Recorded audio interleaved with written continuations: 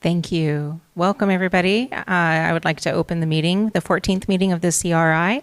And to begin, we're going to have an Oli started off by... Recording in progress.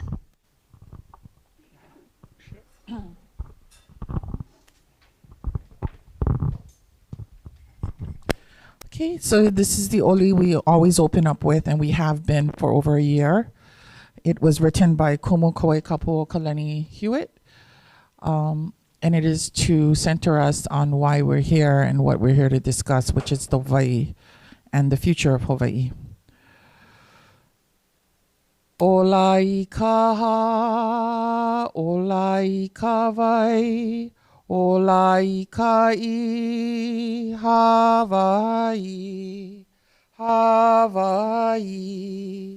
Olai kaha, olai kawai, olai kai, Hawaii, Hawaii, Hawaii. Olai kaha, olai kawai, olai kai, Hawaii, Hawaii, Hawaii. Thank you.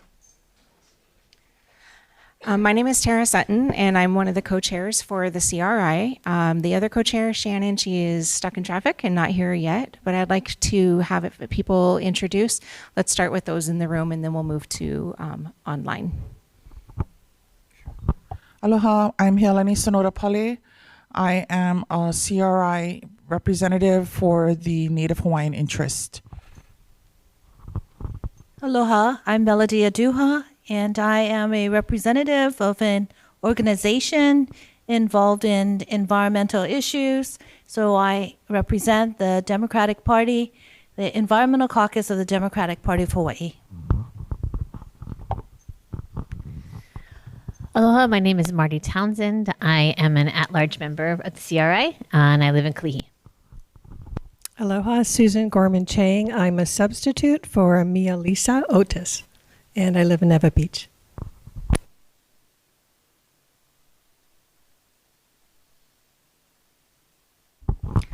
Ilima?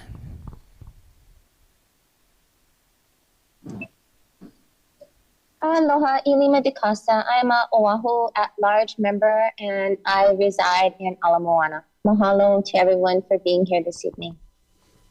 Thank you. Mandy? Aloha, everyone. I apologize. I've lost my voice, a bit under the weather here, but I represent impacted families. I'm currently stationed in Virginia, but was a former resident at Ford Island during the time of the crisis. Thank you. And do we have Bronson online?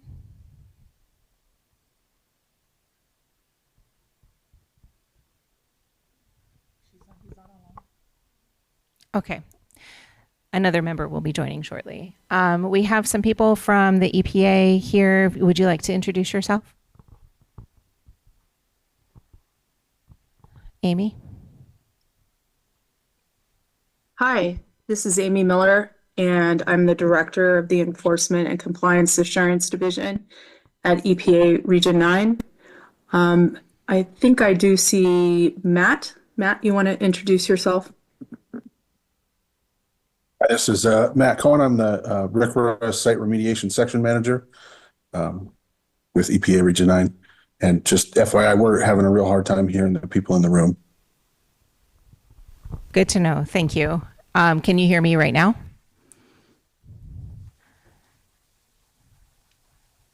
It's very soft. Very soft. Thank you, Joanna. Is there anybody that I haven't gotten to get to introduce online that we missed?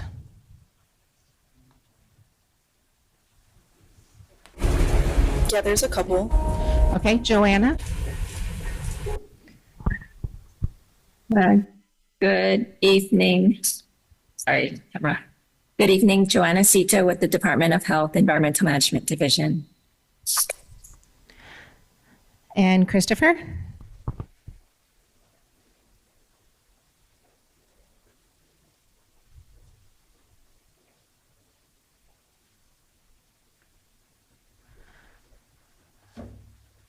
he maybe stepped away. Tony, are you there? Yes. Hi, this is Tony Singh. I'm Assistant Director here at Region 9 Water Division, EPA. Thank you. And Luis Garcia?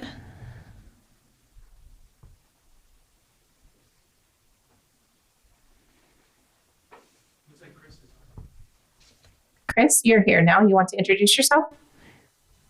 Sure. Yeah. My name is Christopher Chen. I'm a drinking water inspector for EPA Region 9's Enforcement and Compliance Assurance Division. Thank you. Thank you. And Luis, are you present?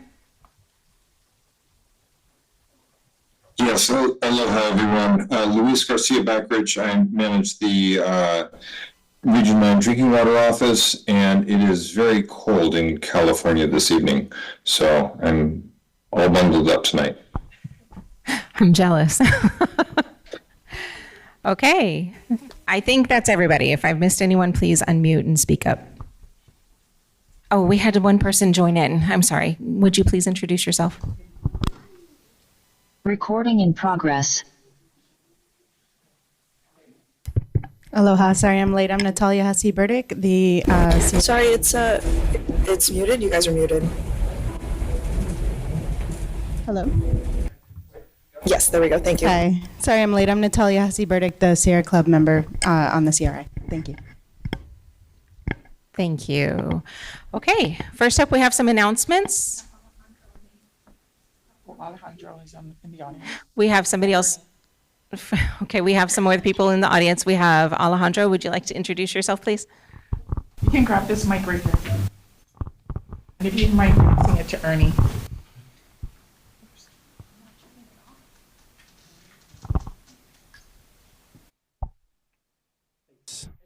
You gotta push it for like 2 seconds. Hi, I'm Alejandro Diaz. I'm the Public Affairs Specialist with EPA Region 9. Thanks. Aloha, everybody. Ernie Lau, Board of Water Supply, and I have with me Joyce Lynn, our engineer on Red Hill. Thank you. No. Okay, anybody else want to? Okay, our first item is to talk about some announcements, and our big announcement is that the Navy, it looks like there's a very good chance and they're coming in December for attendance. I think we have some questions around that announcement. Amy, you were the one to confirm that they would be potentially available. Do you have an update on that? Yeah. So today I sent you all the amendment to the consent order, which provides for the Navy to attend a CRI meeting once a quarter. Included in that is there are ground rules, and the expectation is that we will all follow those ground rules, which includes EPA providing a facilitator. And we are in the process of procuring a facilitator. We're looking possibly to share with you the announcement for that. It's actually right now open.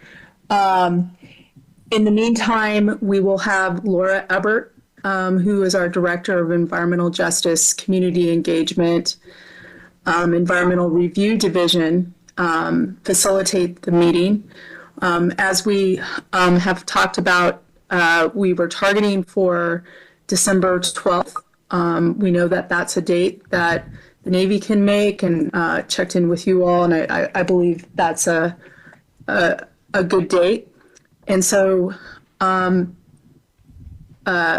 Ebert will be reaching out to you all, asking for agenda items, and we'll put together an agenda. She'll also be reaching out to the Navy, and then she'll talk to us. And let's see. The Navy will be providing a location. It's very specific that it cannot be on the military base. And let's see, there's something else I needed to say about this. So we'll be looking to get that agenda figured out as soon as possible, since it's 3 weeks from now.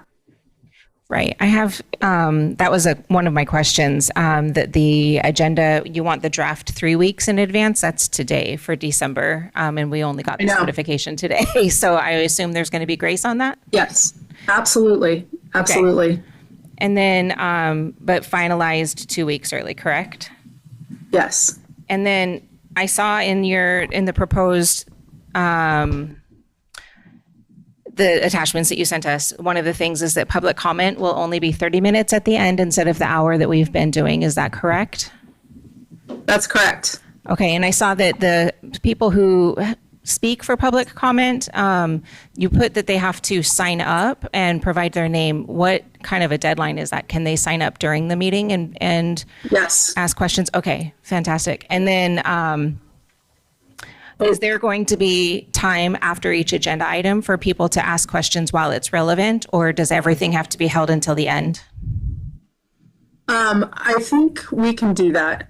I think we'll have time to do that, to ask questions. Absolutely, the CRI members can ask questions as we're going through, just like it has been done in the past. Okay, no, I apologize. I made the assumption that the CRI members could ask questions while it was relevant. I'm asking, sorry, I'll be more specific. Is it appropriate for public to ask questions at the end of agenda items? Like once the discussion and the presentation and whatnot is done and all of the Navy, DLA, CRI, everybody finishes their questions with each other, then is it appropriate for the public to ask questions while that conversation is relevant? Let me get back to you on that specific. I just remembered the other thing I wanted to mention. We will also provide a Zoom and also work with Olelo or another platform if Olelo is not involved, to make it publicly available. And then with the Zoom meeting, we will have an EPA person managing the Zoom, but we'll also allow for somebody from the CRI group, along with the Navy. We'll have one person. Okay, so there will be like basically 3 Zoom moderators almost. Yes, yes. Okay. I want to go back to the community questions because that's really something important to us. I know the reason that I wanted to clarify, and I just want to reinforce this, the reason to have conversation at the time of each presentation is because I did see that you guys put in the ground rules that no answers will be given during public questions until the following meeting, which is a full quarter away. So that's a really long time. So am I interpreting that correctly? I think that the Navy would like to, if they don't have an answer, they would like to take it back and be able to get the answer and be ready to do that. In addition to that, they are, we recognize that the CRI has a lot of questions that come up from the presentation that we may run out of time. And so we've institutionalized within the ground rules the requirement to respond to questions. So there is that piece in there as well. Thank you for that. I do want to just make sure that if questions are being asked, that it's not a full 3 months before, just because the way the ground rules are stated, if somebody were to try to go black and white on them, it says that no answers are going to be provided during public comment until the next meeting on the next quarter. So I fear that will result in a loss of transparency and a lack of communication. And so that's just a big concern that I have personally on behalf of the community. If that's something that can be considered. Yes, I hear your concern, and we will vigilantly watch that. And I hope that through this process, you all will give us the opportunity, to raise things and see if we can get them addressed. I really want these meetings to happen. I think that the CRI members have really valuable input into the process, and I think you've made our oversight along with the Navy's work better.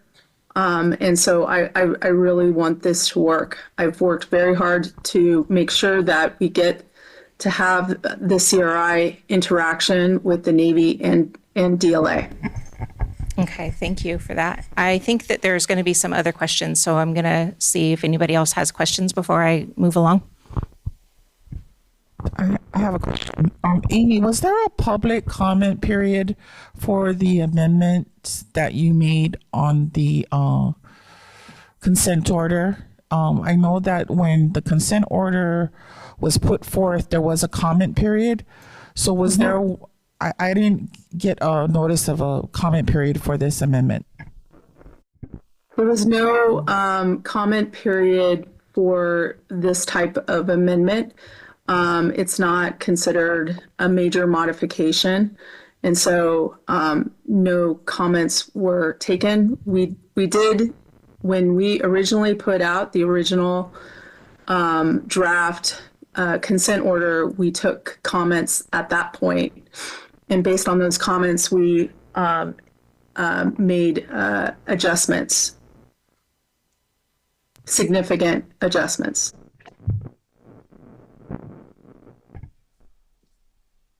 Okay, so what is the so you're saying that there was, what is like the rules? Like, is there administrative rules that oversee consent orders where if it is amended, what would entail public comment? Like, what kind of amendments would entail public comment?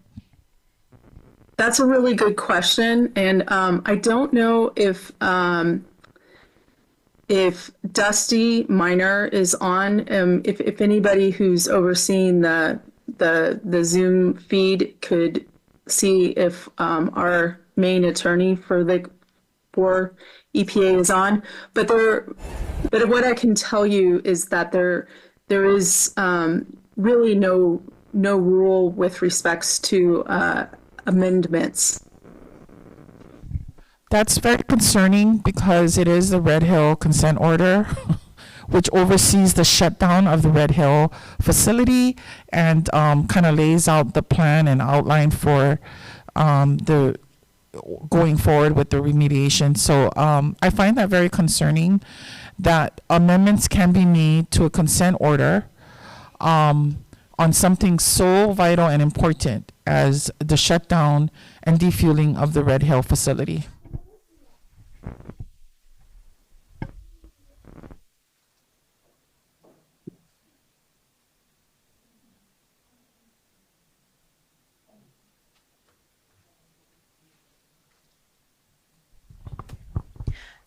Marty was just saying that she has a summary that shows the highlights of the amendment. Does somebody have that? So, Give me 1 second. Yeah, Rosalie, the wizard behind the curtain, has some summary slides. Yes, 1 second. Thank you. Just so that everybody knows what we're talking about before we get too deep.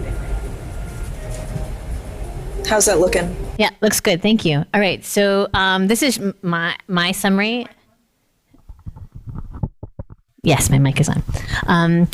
This is my summary of what was written. It's only 2 pages and some, but basically the EPA is going to provide the facilitator. The role of the facilitator is to keep time, finalize the agenda, and manage the virtual meeting. There's a commitment that all of us will be heard, participate, and give and review updates and information. There was quarterly meetings on a third Thursday, and then the venue will not be on a military installation. Next slide, Rosalie. Please. Thank you. The agenda. So the agenda is basically going to be set by the federal actors. The CRI can make suggestions for what can be on the agenda, but basically, from my read of it, if any of the federal agencies don't want to talk about it, it doesn't have to be on the agenda. we need to have our proposed agenda 3 weeks in advance, and there doesn't appear to be any appeals process for figuring out whether something is actually outside the scope or just something they don't want to talk about. The meeting specifics, we've already kind of went over those. So public comment will no longer be an hour, it'll only be 30 minutes. And it appears there's an intent to be rather strict about the 2-minute limit on each person. And next meeting is supposed to have answers to and so we'll get clarification on that. That was a good one. And then I think there's one more slide, Rosalie. Okay, so the quarterly meetings, this is who's attending. So it's whoever is the 10 of us, and then there's the commander of Navy Region Hawaii, and then the deputy commander of the Defense Logistics Agency. Sorry, I meant to write that out. And then the EPA Region 9 Enforcement Director, which is Amy. And then as needed, we can have delegates. And that's basically it. That's the summary of what we've got in terms of ground rules. And so I just meant that to help offer some good everybody on the same page in terms of what we are working on. It would have been nice, in my opinion, if we could have said, if the rules could have said that the agenda would be mutually agreed upon. I don't know if there's any room left for discussion. I definitely don't want to delay getting the Navy here to meet with everybody in order to get that, but just saying if ever there's an opportunity to fix this, a mutual agenda, a mutually agreed upon agenda, I think would help to better foster that collaborative vibe that we're all going for. Can we pause right there for a second? Yeah. Amy, can you speak to that? Yeah. The thing that the Navy is most concerned about is that the agenda be within the scope of what is subject of the consent order. So it's defueling, closure, drinking water, and remediation. So those are the topics that they would like to have a focused discussion on, and it not be outside of the scope of the consent order. And who decides whether a topic is inside the scope? We can have conversations about that. I think that is something that could be discussed with the facilitator. Okay. I would just like to put out for the record now, so everyone knows where I'm going with this, we'll hide the ball. I know that the Navy considers PFAS to be outside the scope of the AOC, the Administrative Order on Consent, and I strongly disagree with them, so we will be kerfuffling over that, I'm sure. And I also consider lead to be within the scope of this consent decree because there's been lots of fuel released. Some of it over the years had lead in it, and we now have lead in the water. And so I think it is, on the idea that we are trying to find, all possible causes of lead in the water. The fact that we don't have any lead service lines speaks to there was something else that has been added. And so we should be able to talk about lead issues in the course of CRI meetings as they come up. And that's all. Thanks. Can you take that back, Amy? Yes. Thank you. Did anybody else have questions about, it looks like Susan? Hi, yes, Susan Gorman Chang, and I am just a substitute for Mia Lisa tonight. But I'm looking at item 8, and you want to identify one point of contact to gather all the questions. So that had been me, but Mia Lisa and Elima agreed to divide that because it's such a big job, and with one of them taking EPA and one of them taking Navy. And I hope we can come to an agreement on that. And then one more question. Can the public testify on this, the amendment, before it takes action? Before you... Can Amy comment on that? It's already in effect. I signed it yesterday, but I would be glad to hear what concerns you have. I'm hearing you right now, and I'm taking notes. So My goal was to get the Navy back in the room because I know you have many questions and I know you want to hear directly from them. I'm sorry, just a very quick follow-up. Thank you so much, Amy. I appreciate it. Yeah, as you know, there are, and this is built up over more than a year, including EPA and Navy, there are now like 400 and some questions, but some have been answered. But it is such a huge job, and the new CRI wanted to divide it among two people. So I don't know where that leaves that plan that we had put in place now that you're saying this is in force.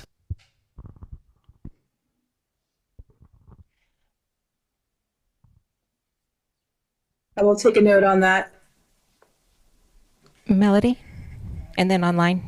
Okay, thank you very much. Aloha, Amy, this is Melody Aduha. I have a question following what Marty had introduced, and it's basically regarding the PFAS, because I have asked questions of Admiral Williams, and he has repeatedly said it was outside of the scope of the AOC. However, we just recently had a Department of Defense PFAS policy seminar, like maybe 2 days ago. So the Assistant Secretary of Defense has their policy in place regarding PFAS. We would like to know, because to my understanding, Red Hill is part of the 700 plus installations that was tested. So given that, does the policy of the DoD supersede your AOC, and that we could then therefore ask questions regarding PFAS? So that's one thing. Second thing is regarding the lead of Red Hill. There is a firing range up there on Red Hill. It is not public knowledge to the public's concern, my concern as well. So lead is definitely an issue if there is a military firing range out there above the tanks at Red Hill. So accordingly, as Marty has indicated, we should be able to ask those questions, albeit they are not specifically in our AOC, and it should have been included in such amendment, but since we were not privy to the negotiations, then those issues that concern us were excluded. Thank you.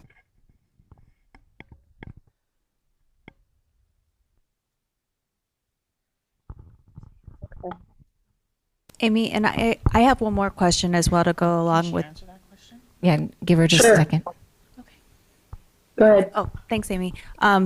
So just to kind of back what Melody's question is, so it is kind of very confusing to the community because in order to close, you have to remediate and do that part, which includes all the stuff that was in the ground or PFAS that was in the ground that was just acknowledged by the DoD in the DoD IG report. So can you help us understand what is part of the closing and remediation? Like what would that exclude certain chemicals?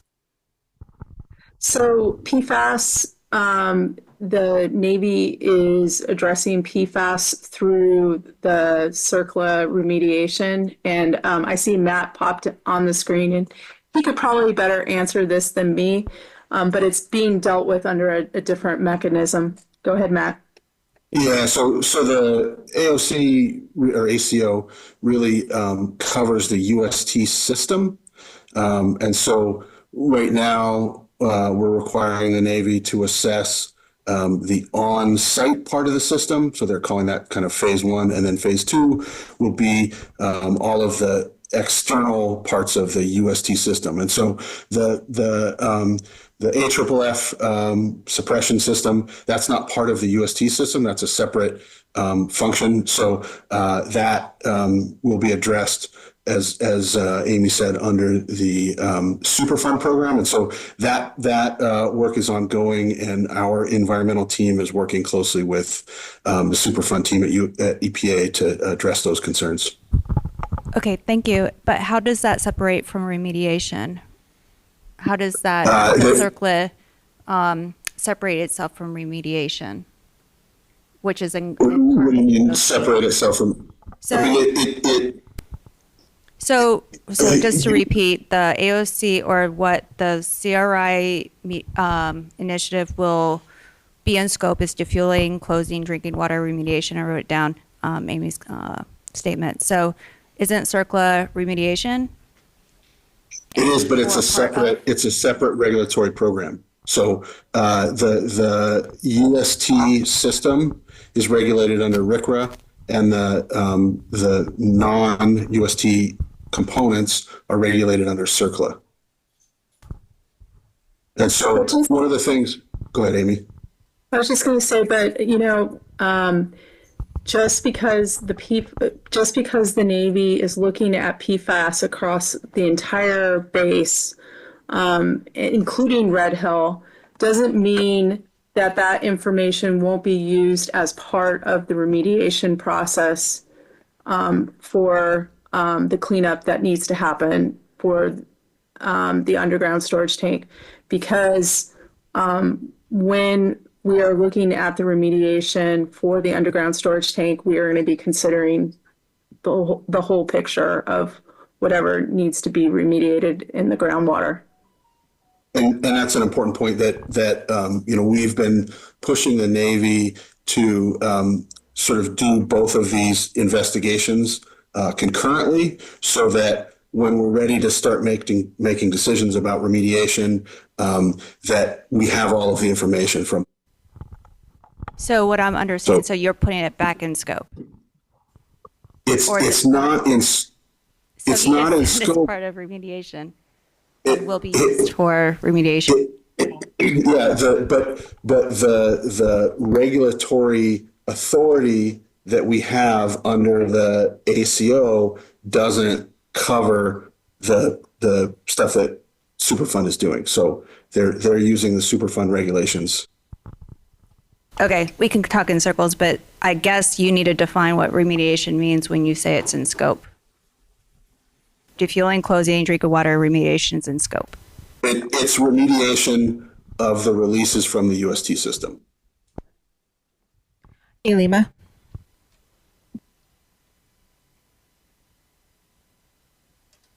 Thank you so much. I feel a little dizzy. I feel a little confused and a little dizzy about what I just heard, Matthew. And when I feel a little dizzy and confused about what I'm hearing, I'm thinking that there's something nonsensical going on. I'm not quite sure why these components are separated out, why there's a UST and a non-UST, why the Superfund has to regulate this. It sounds like it's a deliberate method to avoid public scrutiny of the PFAS issue. So I'm just, following up on that topic. But my actual comment and question is, my original comment is, I'm extremely concerned about the level of control that the Navy is now exerting over the EPA in order to get the EPA to significantly undermine its own creation. So the EPA birthed the CRI, which is where I stay right now. This is the space that I'm holding, is a member of the CRI. And I'm only here because, Amy, you and your colleagues birthed this organization, this group. But now you're saying that you want to suffocate us. You don't want to allow us an opportunity to really have a full life and to give the community what they intended. And what they intended was to get more facts about the situation and to become more clear and have a better understanding of what might be impacting our INA and our VI. And I know that you all want to separate things out, groundwater versus whatever water. To us, at the end of the day, it's all VI. It's all meaningful to us, whether that VI is VI that's moving VI, standing VI. It could be VI that's in a little pocket of a tea leaf, and that's still VI, So I'm concerned about that, what appears to be a unilateral decision on the part of the EPA and the Navy, because you recall you and I had a conversation this morning, right? The very first conversation that I had of the day before I got dressed and brushed my teeth and all of that good stuff, I called you, Amy. And you remember what I asked you about the Navy and why you decided that the Navy needed to be given more authority, in particular over where the meetings were going to be held. And can you share with us all what you told me when we talked this morning about why, only why, you chose why the Navy was preferred?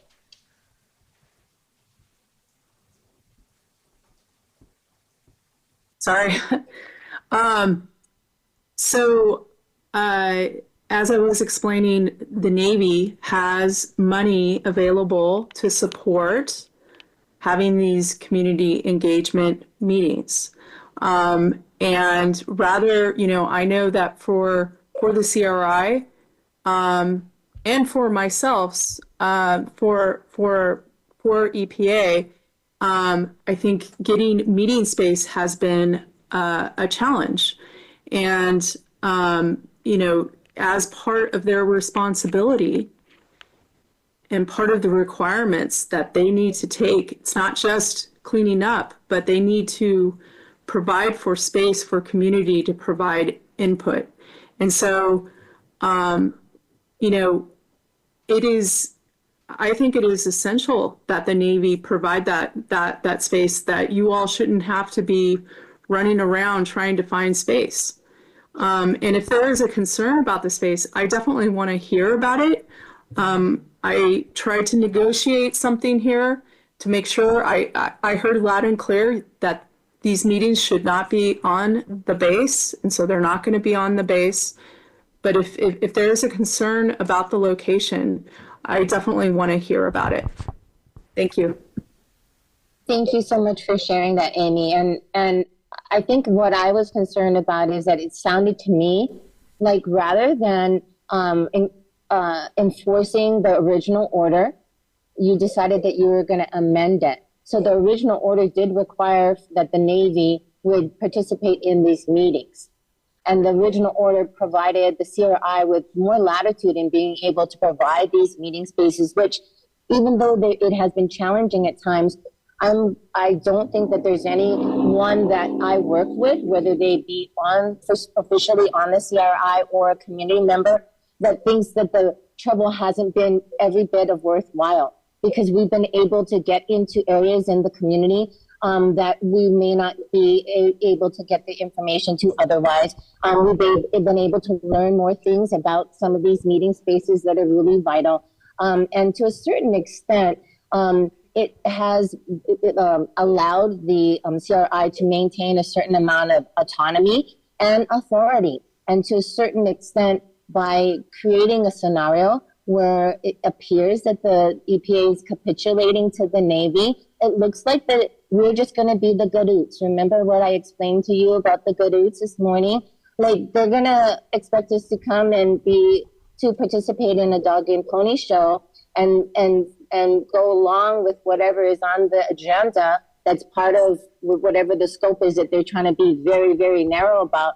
But otherwise, we won't have any real function or any real ability to promote change. So that's my big concern about this unilateral decision that you made, that you said that you negotiated with the Navy. But for me, it doesn't feel like a negotiation, because you all tried to wrangle us into mediation, and we wouldn't do it because Hawaii doesn't require that people who are involved in any kind of domestic dispute capitulate to mediation with their abuser. And I feel in this case, the Navy has been, to a certain extent, an abuser of the people. So we didn't want to participate in those kinds of functions of mediation and be controlled and have it be very secret and lack the transparency. So I'm very concerned about this unilateral actions. I'm very concerned that you already put things into motion without even speaking with us, without getting any kind of public input. And you think, because there's no rule about this, that this is something that you're going to be able to basically get away with. And I'm just going to say right now that it's not going to work. So I'm not impressed with this. I'm unhappy with it. And I'm going to do everything that I can to make sure that the CRI is able to maintain its autonomy. I don't want the Navy to wrestle control over a community group that you birthed.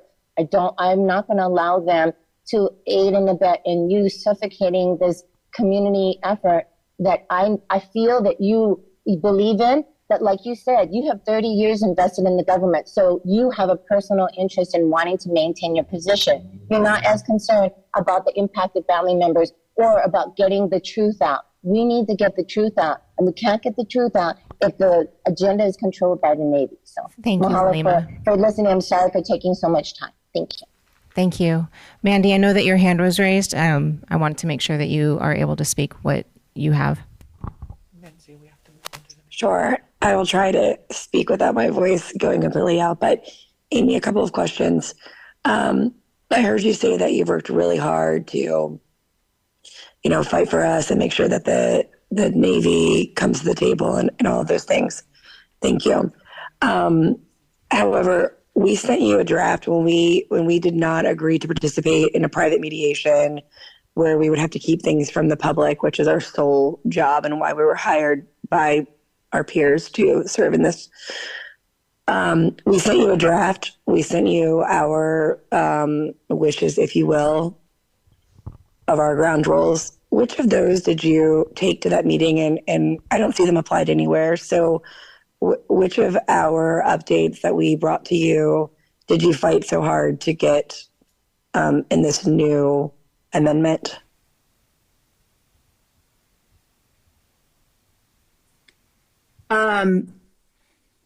There are things I can point out that I learned from you all that are very important. One of them being public participation. I knew that was very much important. The questions and getting the answers to those questions. The two examples. Okay, I only heard you say one, so public participation. What was the other one? The other one was the questions, getting the questions answered. Oh, okay. So with that, thank you for bringing that up. It's been, 7 or 8 months since the Navy has attended a meeting. I personally, here in DC, sat in Admiral Sam Paparo's confirmation hearing when he was nominated to the position of Indo-PACOM commander. And I heard him testify when Senator Mazie Hirono asked him about rebuilding trust and the issues at Red Hill. And he said that if he was confirmed, which he has been, and obviously took that command during our trial in May, the Navy has not attended a single meeting, has not rebuilt any trust.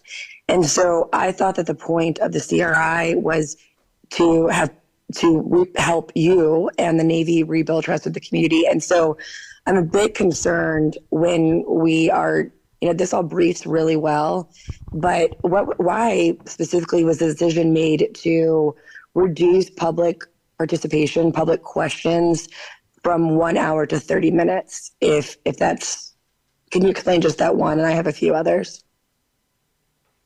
Why did we go from 1 hour for the public, for the community to ask questions and have their questions answered to now 30 minutes and they won't get a response when they're asking their questions? Please tell me, in your mind, or in the Navy's mind, how either one of you federal agencies thinks that will rebuild trust with our community. Reduced 30 minutes and they won't get an answer to their question, and they only get to see them face to face once a quarter. Could you talk us through that? How you think that's going to help rebuild trust? I knew that public questions, a public meeting were some of the most important things to you all. And so we negotiated what we thought was a reasonable amount of time. 30 minutes once a quarter, Amy, for the community to show up. 30 minutes once a quarter is when they get to have their voices heard, and they don't even get a response or an answer to their question. That's how much you think of the community? 30 minutes? Once a quarter. There are other avenues as well for the community engagement that the Navy is planning to do. We're well aware of all the dog and pony shows and all the money that's been invested in all of that. I'm tracking that, and not a single person comes to this. They come to these meetings. because this is a meeting for the community. And you know that. And they've been showing up all the times that you did not, and all the times the Navy did not. They come to our meetings, whether they're online, whether they come through us, whether they're sitting there in the room right now where you're not and where I'm not. This is the meeting that they come to. We were elected as trusted agents to represent the community. They don't want to come to the dog and pony shows the Navy host. They want to come to this meeting, and you guys are all well aware of that. So to decrease the public participation, now once a quarter, 30 minutes without a response. What you're saying briefs really well, but when you really start to dissect it, Amy, it doesn't. It's a farce. It continues to be.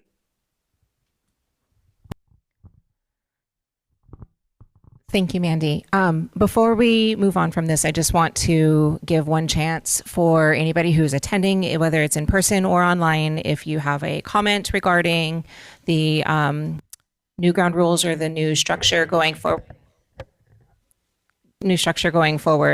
I would like to open it up. It looks like we have somebody.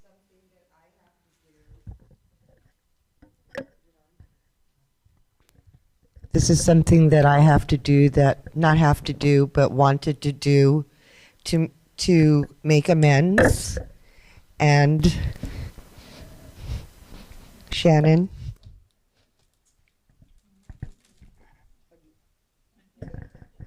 I wanted it public.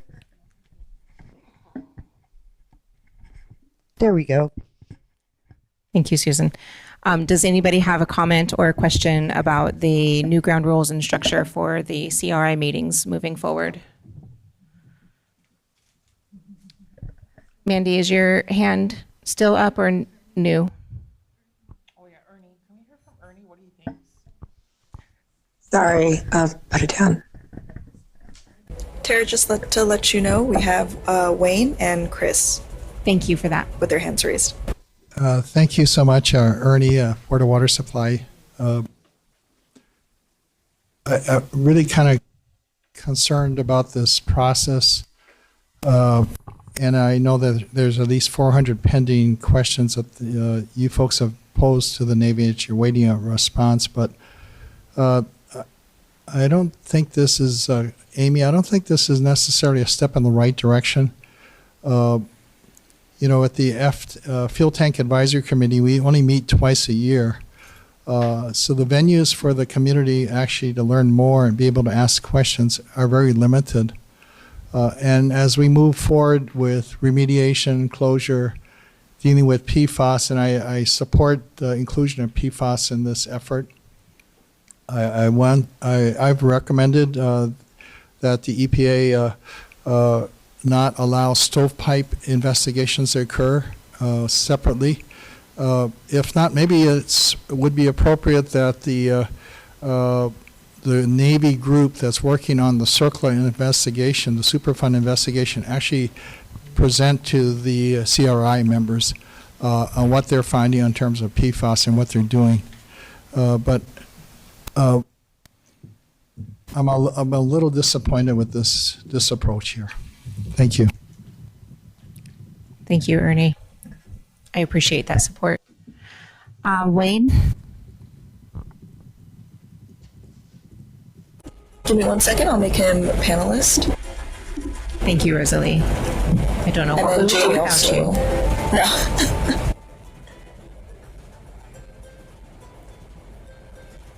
Wayne, is it working? I think, Wayne, you're still muted. It's there. Yeah, I mean, sorry, I'll do something else and then to use the thing of this house. Yeah, when talking to us separately, I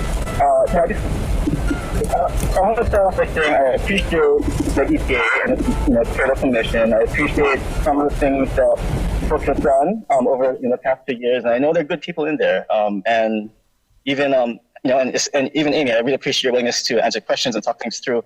But with that said, seeing these amendments, it would be laughable if it wasn't so outrageous.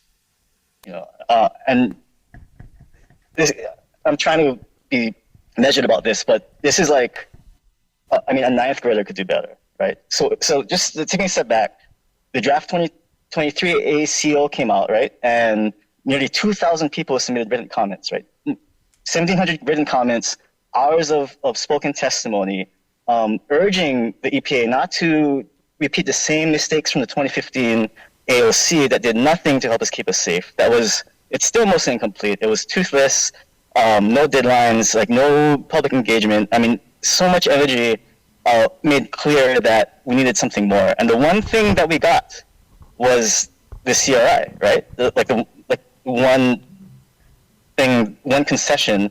And, and to their credit, the members that were elected to the CRI, they stepped up. They've spent thousands of hours of unpaid volunteer time away from their families, away from their lives, tens of thousands of dollars out of pocket, I'm sure, supporting the CRI's work, all in good faith. And almost from the start, not quite from the start, but a few months in, the EPI has really been nickeling and diming what little power the CRI has had, right? What few tools they've had to do the job that they've been asked to do.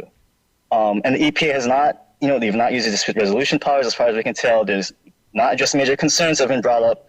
The CRI was able to get commitments from the Navy, from Admiral Barnett, to prioritize answers to the hundreds of questions that they had been diligently collecting from the community. And even that has fizzled out because the Navy no longer shows up and no one enforced the terms of the original ACO.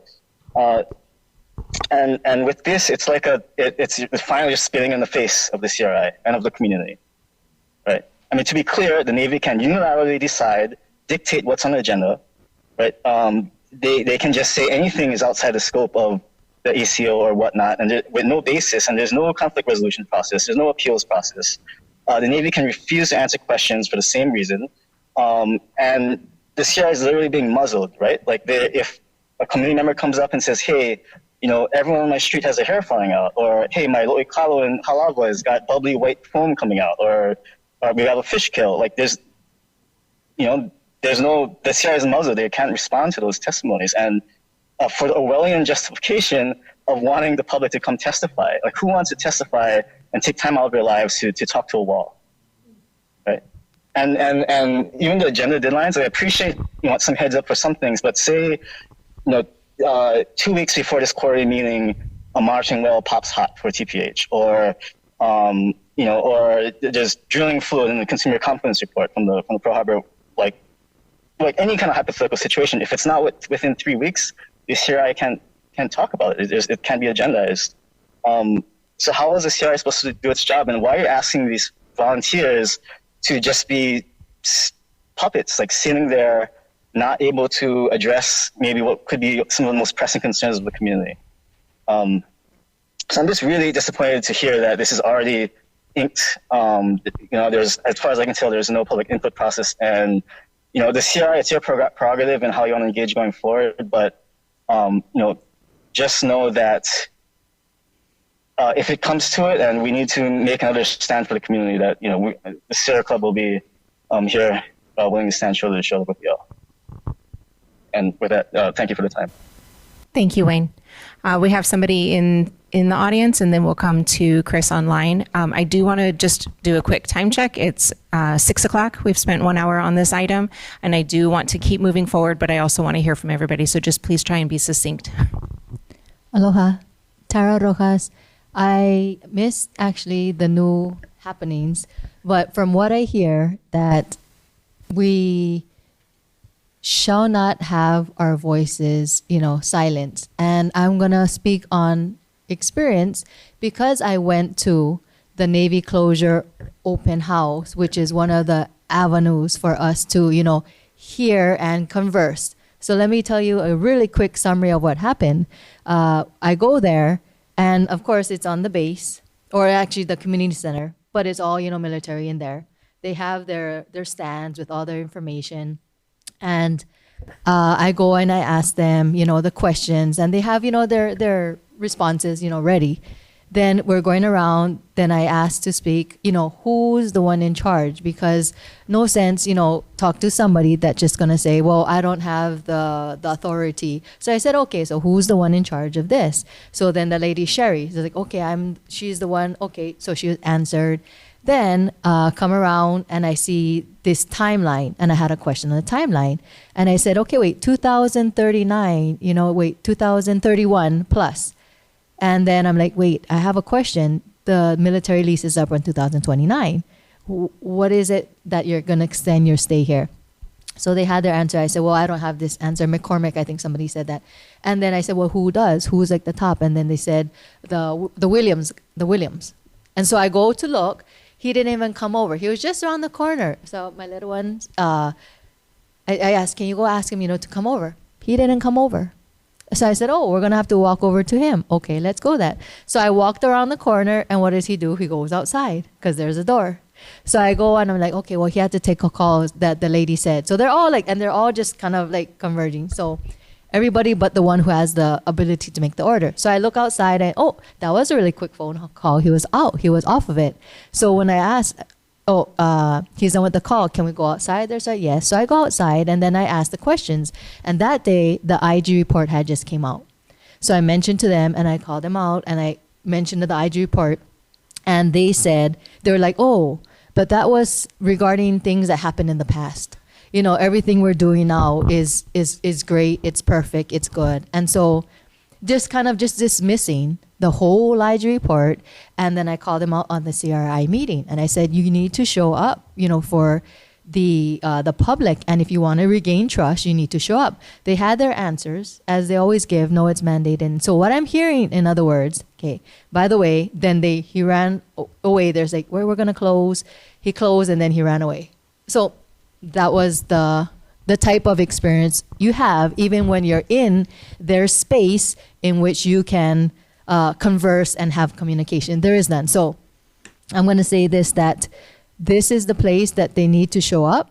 This CRI meeting needs not to be like any other fake state entity meetings. I just came from a BOR one. We've been to HCDA ones. Any of them. 3 minutes does not allow for depth. 3 minutes does not allow you to explain, what has been happening. And the fact that when I'm hearing that they're not going to have an answer back and the time is cut down, that is, again, going against the constitutional rights for people to address grievances. So if you take your oath, you have the responsibility, the kuleana, to allow people to speak. And I know the time minute here, we have to go out. But so that is, I'm going to leave that. I have another thing. I'm going to wait till the end. But so no to more censorship, no to typical meetings, no to no open forum, back and forth, town hall style, and no to not showing up. Thank you, Tara. Chris from online.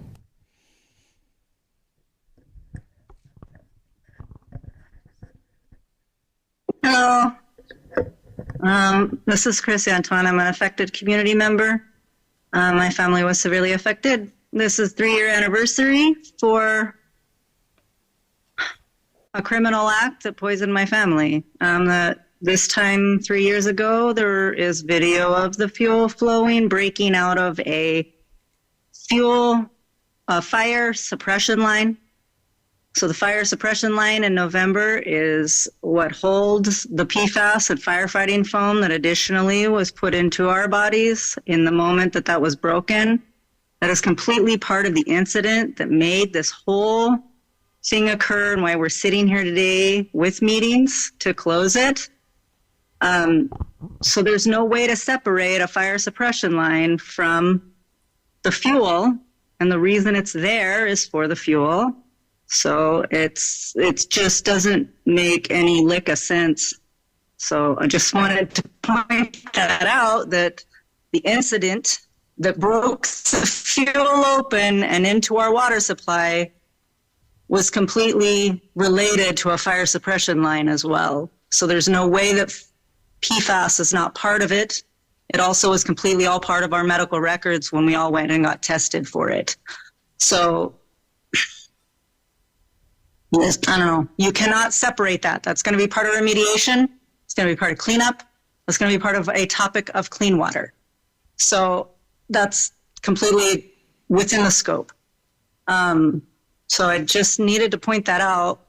And second, I just need to echo all what you're hearing.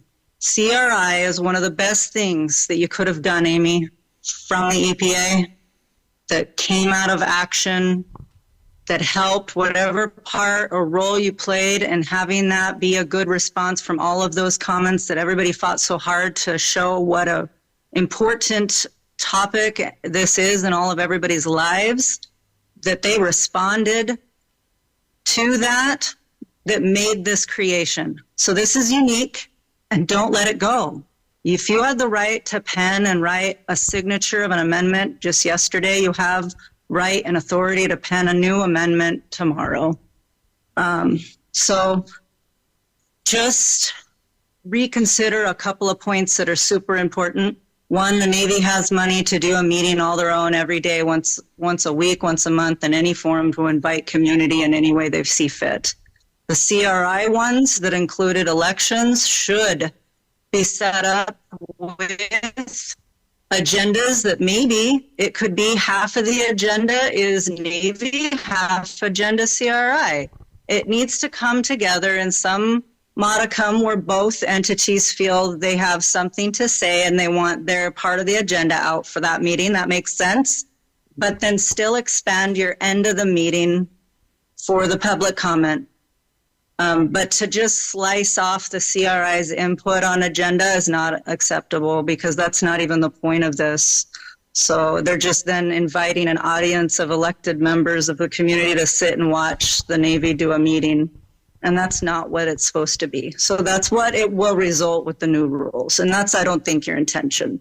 So if you want to correct that unintended consequence, I would want you to address some kind of new amendment, revisit some of the rules, and try to make them a little bit more in the middle so you don't lose the Navy's participation. But honestly, they can watch the meetings too. They didn't answer many of them, but they should be attending. So where's the teeth or the fine? Maybe add fines to them not attending, something that gives EPA teeth. There's other amendments you could add. And it's highly important that everybody hears. I don't even know if I'm at 3 minutes right now. I mean, sorry, but how much this affected so many lives that had all of our rights were taken away in one fell swoop. I sat at home 3 years ago, fed my family, bathed my babies, fed my cats, lost pets afterwards, and then just hearing on the news and the emails and all the stuff to tell us there is no spill was literally the first announcement from them. Secondly, the water is safe. So when you're living with an entity that literally saw the spill for hours, knows that they had 2 members of their own staff go to the ER that night, and then literally come on to tell water users, where I'm just paying them a bill every month, I'm just a community member that happened to have a water pipeline that's Navy. They stole my right of way, but they also committed a completely criminal act, and they can't be the leader. They can't lead. This is so nonsensical. If it was any other entity, if it was a business that did this, they would be out of business. They would be on trial. This isn't acceptable that now they still hold so much power. Thank you, Chris. Over how they clean up. You have to help in any way possible to stand up to that. And I know you're dealing with Goliath, so please do so. Thank you, Chris. I know that there are more comments on this. I would like to move through the agenda. Jamie, and then there was a statement by someone who may have to get offline, but she wrote a statement that can be read. So if there is something else to be said and you have to leave the meeting due to your time zone, please send something to Rosalie, and then we can make sure that that is stated for Amy. But for the time being, we need to move along in the agenda. So I just want to thank everybody for their comments during that. That was very appreciated. Shannon. Thank you, Tara. So I'm just going to quickly acknowledge the 3-year anniversary of the November spill in 2021. I wanted to put something together, but I figured it was probably just best to shape it from my personal experience and how people got how they got injured and really hurt and, as Alima said, abused from these spills. So again, the anniversary of November 2021 spill occurred. It wasn't the first, it wasn't the last. It was just the day that the Navy got caught. They got caught, a week after. But these were hundreds of missed opportunities. It was acknowledged in the DOD-IG reports last week. So not only did the Navy fail, the government agencies, the federal agencies, the DOD, the IG, the Navy IG, the EPA, the OSHA, all these organizations knew and didn't stop it. Again, like some community members testified, there was no teeth in these violations. So it all began not even in 2020 or 2021. It began decades ago, which was also acknowledged in the DOD-IG reports. Not only did the current residents get poisoned, but decades of individuals that moved in and out of the Pearl Harbor area also, I believe, got poisoned, and they don't even know. So hopefully we can capture them moving forward in the new Red Hill registry that Tara is leading. Again, the government accountability report came out a week before the DOD-IG report came out with 3 separate reports. When I spoke to GAO, Government Accountability Office, accountability was not within scope. Jamesia Blunt, who was one of the investigators who was also interviewed, I think, for Hawaii Public Radio, also said the same thing. Accountability is not within scope. But it was good to see acknowledgement through the spills that did occur in January 2021 at Hotel Pier, the May 2021 spill, JP5 line rupture in Red Hill. It didn't all go in that Red Hill fuel suppression line. It went into the ground and then into the line.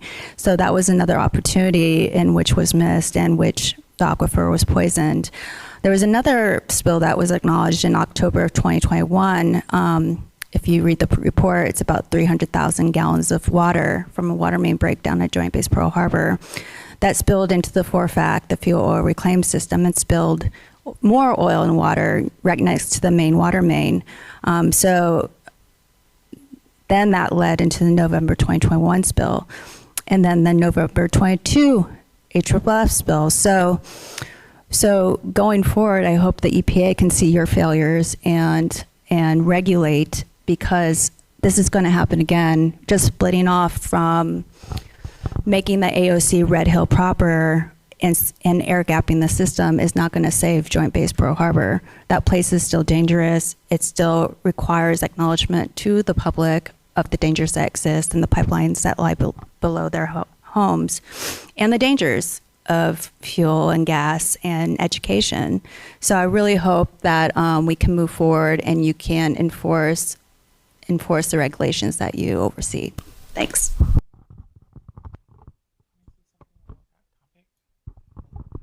Aloha. Sorry. Aloha. So I just wanted to also acknowledge the 3-year anniversary of the Red Hill spill. This was an unprecedented event in our long history here as Kanaka Maoli on these islands. This has never happened before. We've been here for 2,000 years, and it is a real sign that we need to relook at the military's presence in Hawaii going forward as a people, as the indigenous people of this land. But I do want to say, in commemoration of the anniversary, we are giving out free water outside, and we do have community people from Eva Beach helping with that. And so I think we have to continue to acknowledge and commemorate the spill and the harm and damage it has done to families, until there's justice, until these families get some kind of justice for what happened to them. Thank you.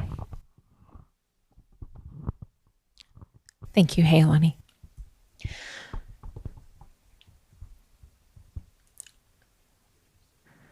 Sorry. Yeah, go ahead, Marty. I'll gather myself. Surprise, surprise, I have slides. Rosalie, can you pull up slides? I just wanted to walk people through the OIG reports because it's a lot, and I took the time to read it, and I just want to show off. Oh, gosh. Okay, hold on one right. second, Marty. Okay. We do have to stick to the time. There's 30 minutes left, and there's a presentation from the EPA and another provider. So 3 minutes. So 3 minutes. We'll post this. These are the links. There are 3 reports. Okay, next slide, please, Rosalie. And so this is my bottom line takeaway from reading the 3 reports, that basically they were careless, incompetent, and a bit cagey with information. That basically they knew or they should have known based on all the different reports that had been done up until the 2021 spill, what was needed to protect our health, and they didn't do it. Next slide. So in terms of careless, you can read these yourself, but basically the system wasn't maintained like it was supposed to be. They got several warnings, both internally from Navy officials, from the Department of Health, in terms of the Red Hill fuel facility itself and the water system. So the failure to maintain them over time contributed significantly to the problems that we are suffering now. That they just basically didn't bother to understand the inherent danger in the way this thing was set up. The fuel system and the water system were co-located, and so they were going to interact. And they were naturally inclined to interact, and you really had to work hard to keep them from interacting, and they didn't do that. And they didn't act quickly, and they just like little things like the fact that the CCTV didn't work at all really bugs me, because that was the main thing that they relied on in terms of keeping silent things. Next slide. So this goes to their incompetence, roles and responsibilities. They just didn't know. People didn't, so-and-so didn't know they were supposed to talk to such and such to be able to get something done. Like, it was ridiculous. They have all these plans, but nobody read them ahead of time to know what their role was supposed to be. I couldn't believe that they didn't even establish an incident command, which is like, I thought, the main thing you're supposed to do whenever you have a crisis. There was a bunch of things that were assumed, like this idea that a concrete tunnel could contain a fuel spill, right? They were thinking if fuel spilled into the lower access tunnel, that somehow the concrete would suddenly become impervious and hold it. Like, that's like never was ever part of the conversation. And that was written down many times, and they still made that assumption. And that the firefighting foam system was installed improperly by a private contractor years ago. They knew about this and didn't fix it. Next slide. And this goes to why they were cagey. I call them cagey because I was trying to come up with a C word. To me, like, basically they just didn't tell the whole truth up front, right? Like, they weren't straight up with the Department of Health in terms of that there was still fuel missing. I mean, it's they just kind of assumed that it was somewhere in the piping, even though they also knew that the pipes are always filled with fuel. So if it's not in the pipes, because they don't know it's not in the tanks. So they didn't do any effort to look for it.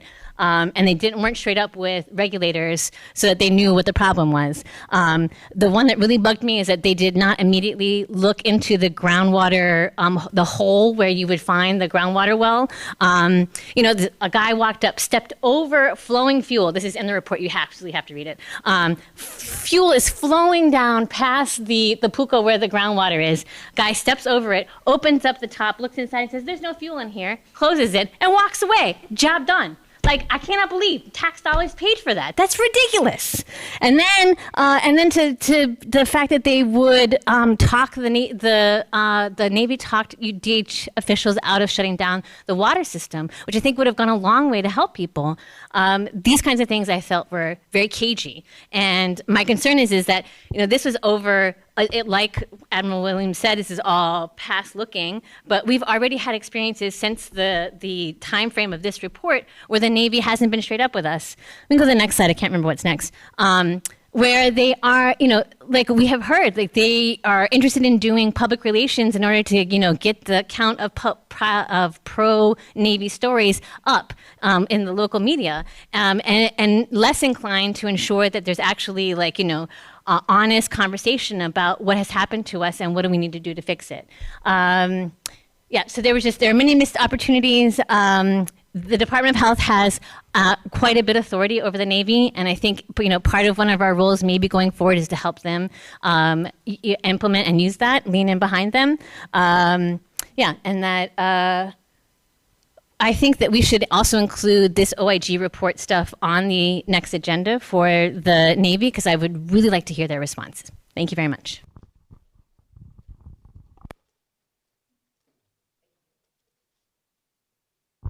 Thank you. I don't think we have Anton Smith and Josh Walter. They are here? They're online. Perfect. Anton Smith and Josh, are you guys ready for your presentation?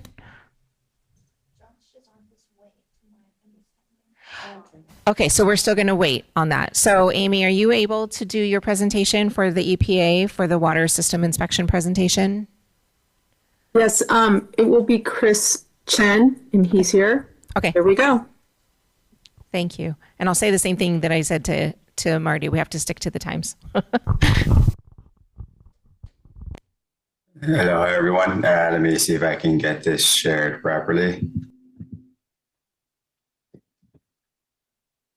Is the presentation showing? Looks good. Okay. All right. Great. All right. So, hello, everyone. My name is Chris Chen. I'm a drinking water inspector for EPA Region 9. So I'm here today to discuss EPA's inspection of the Joint Base Pearl Harbor Hickam and the Aliamanu Military Reservation Public Water System that occurred from June 3rd to June 7th, 2024. So these inspections were conducted together as Aliamanu Military Reservation, which referred to as AMR, receives its drinking water from the Joint Base Pearl Harbor Hickam system. In addition, both systems were impacted by the November 2021 Red Hill incident, as you all know. These inspections included routine Safe Drinking Water Act inspection components, such as a walkthrough facilities, records review, but also included a large sampling component. I led these inspections with the support from ERG, which is an EPA contractor.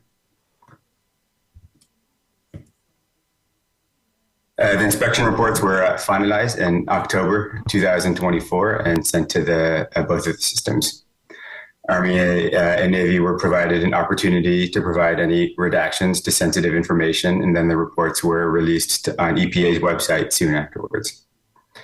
And then as a frame of reference, EPA last conducted inspections at these two water systems in the summer of 2022, and these inspections were led by EPA's National Enforcement Investigation Center.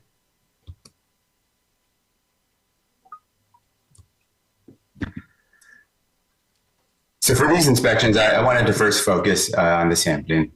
The inspection sampling can be broken down into two different categories: PFAS sampling, and for those who don't know, PFAS stands for per and polyfluoroalkyl substances, and sampling for analytes under Navy's Extended Drinking Water Monitoring Plan. EPA collected PFAS samples and had them analyzed for 75 different PFAS analytes. PFAS samples collected from water systems typically focus on a few select PFAS analytes, such as PFOS, and PFOA, or analyzed for up to 25 different PFAS analytes, as was required for many water systems under the Safe Drinking Water Act's unregulated contaminant monitoring rule. As the Hawaii community has continued to express concern over the potential presence of PFAS on Oahu, EPA took this opportunity to sample for more PFAS analytes to further characterize the potential presence of any PFAS in the water. For all the samples EPA collected, Navy also collected split samples. EPA Navy sent the results to the Eurofins laboratory, a widely established and accepted laboratory nationwide. Samples were collected at the three sources, so Waiawa Shaft, Red Hill Shaft, and Aiea Halava Shaft, of which only Waiawa Shaft is currently in use. The PFAS samples were also collected at AMR's entry point to the distribution system. And so for those who may be unfamiliar, the entry point to the distribution system for a water system is the drinking water after all treatment processes, but before it's transmitted to the distribution system. The entry point is also the compliance monitoring point for many analytes and is meant to be representative of water that's being served to customers. A sample was collected here as AMR has granulated activated carbon treatment, GAC treatment, to treat for any potential contaminants coming from the Joint Base Pearl Harbor HICM system. I also wanted to note that just earlier this year, EPA approved a maximum contaminant level for a few PFAS analytes.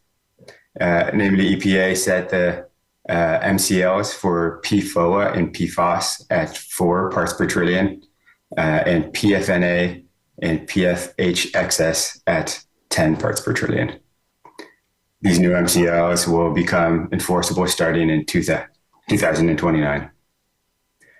There's a lot more details about the new PFAS rule, but it's not the focus of this presentation, and you can learn more about it on EPA's website. Okay, so moving on to the actual PFAS sampling results from the inspection. Waiava Shaft had 1 low level of detection of PFOSA out of the 75 analytes.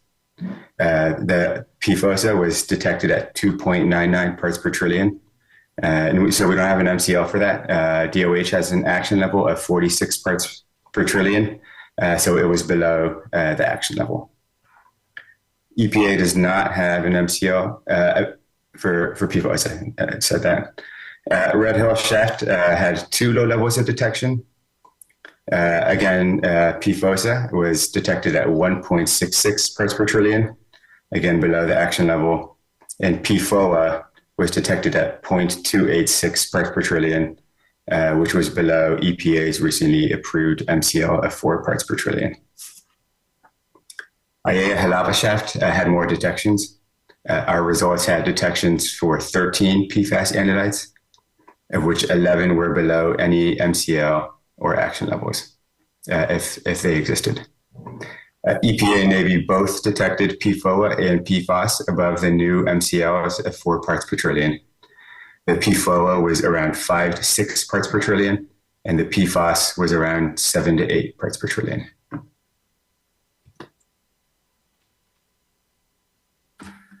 So that concludes the PFAS sampling discussion. The next sampling component was sampling for analytes listed under Navy's Extended Drinking Water Monitoring Plan. So we collected samples for a prioritized subset of the analytes listed under EDWM. And this slide is just showing the list of analytes that we collected during the inspection.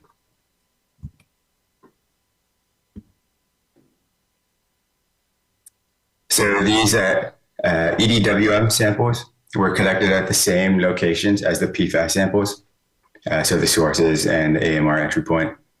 In addition, samples were collected within the distribution system for both systems.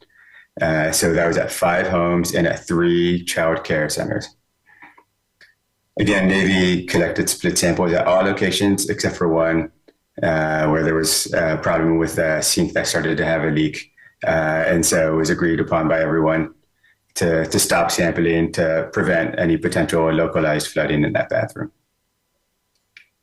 For these samples, EPA Region 9's laboratory analyzed all of the EPA samples except for semi-volatile organic compounds, which were sent to a subcontracted laboratory. The results between EPA and Navy's were pretty similar, with most resulting in non-detects. But otherwise, the most notable would be the total petroleum hydrocarbons in the diesel range. EPA's results had 6 detections out of the 13 samples. These results were all in the 50 to 85 parts per billion range. And it's important to note that all of these results were below the lab's reporting limit and quantitation limit, but were greater than the method detection limit. And I note that typically the minimum reporting limit for our lab for this analyte, the TPHD, is 150. So is just at the barely detectable range for that.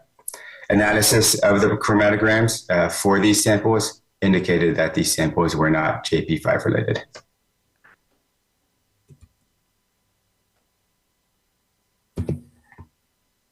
Aside from the sampling, the inspection involved a facility walkthrough of sources, pump stations, storage tanks, and other physical facilities, and also review of documents. For Toronto-based Pearl Harbor Hickam, it appeared that the risk and resilience assessment did not fully address the requirements. The system also lacks resiliency, as it currently relies on one source to provide water for 2 water systems serving over 90,000 people. There were also some concerns regarding the resilience due to the limited storage capacity for the system.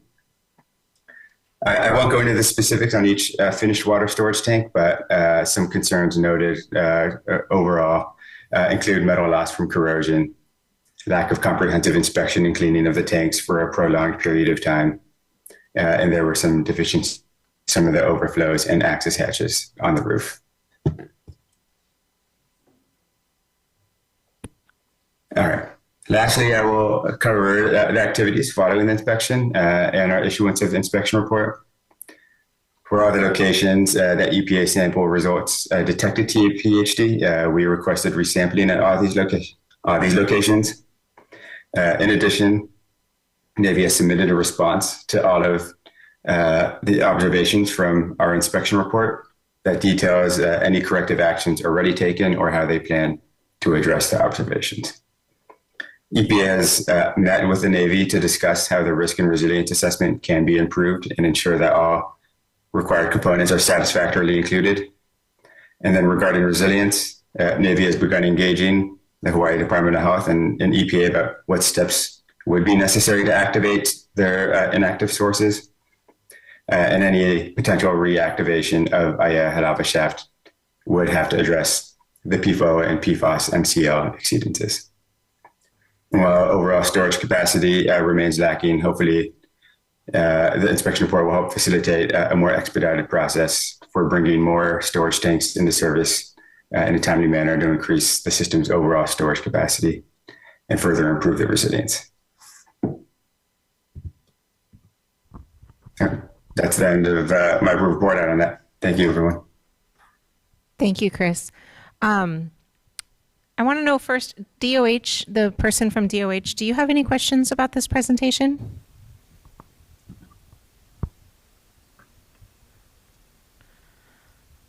Joanna?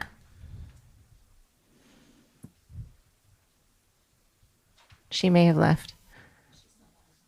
Oh, she's here. She's still on, but not unmuting. So maybe she may have stepped aside. Stepped out.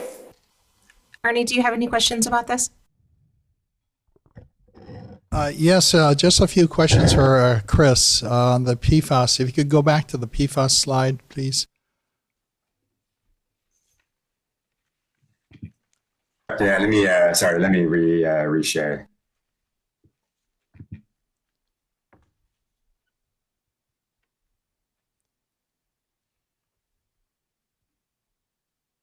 This one or the other one? Yeah, no, that one, that's perfect. So one low-level detection at Waialva Shaft, that's an over in Pearl City area. What was the amount? Yeah, I can repeat that. Let me. What type of PFAS?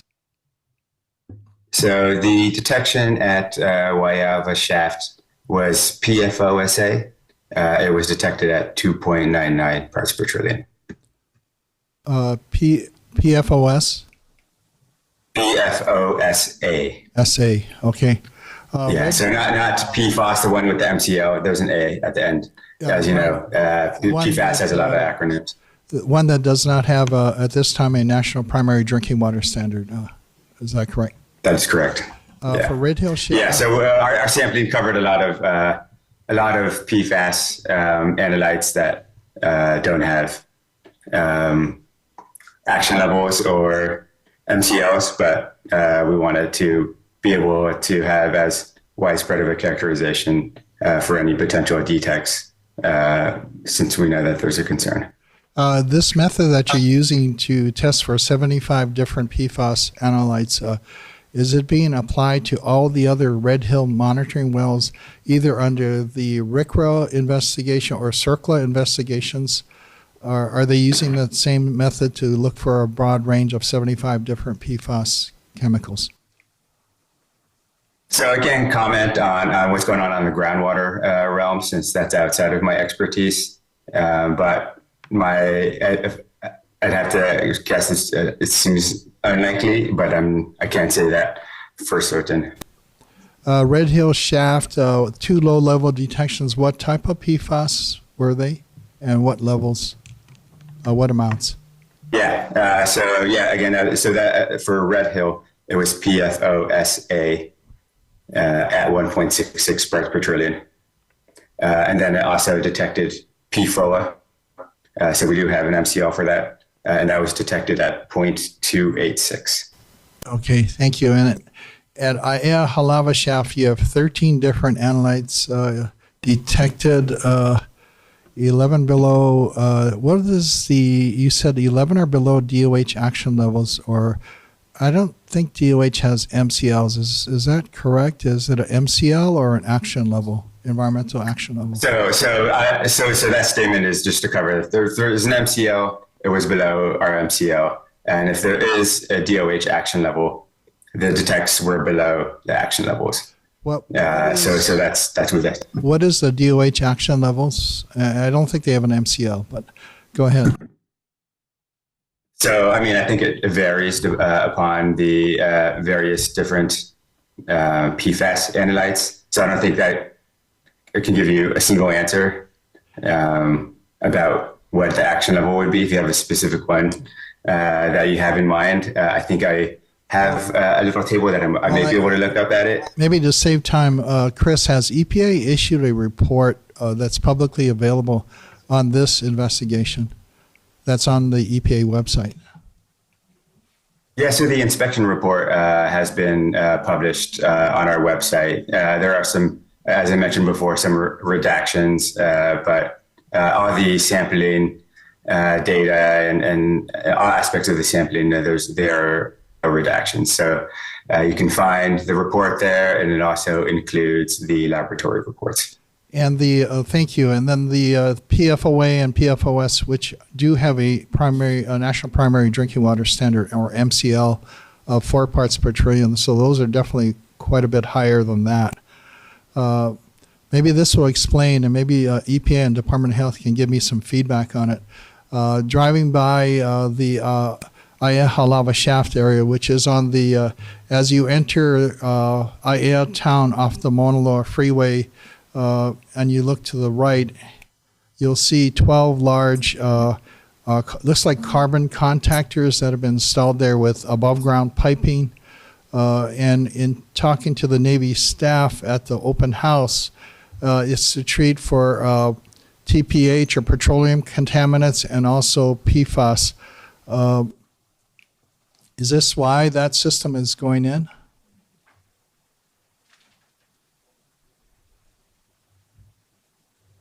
I think that's a question we should. I don't want us. I don't want us to. I think that should be asked of the Navy, because I'm not familiar with it. Yeah, thank you. So it's already constructed. You can see it plainly from the outside the fence line. Where do you think these PFAS contaminants are coming from? And this is a pretty significant number of PFAS chemicals. At our drinking water source that the Navy is actively trying to bring back in service to serve Joint Base Pearl Harbor Hickam. Where are your theories on where these PFAS chemicals might be coming from? Well, and that is part of the remedial investigation, is to determine the sources of all of the PFAS. So this information has been shared with our PFAS team, who is reviewing the overall PFAS. Of particular interest to us was with respects to the drinking water system, to understand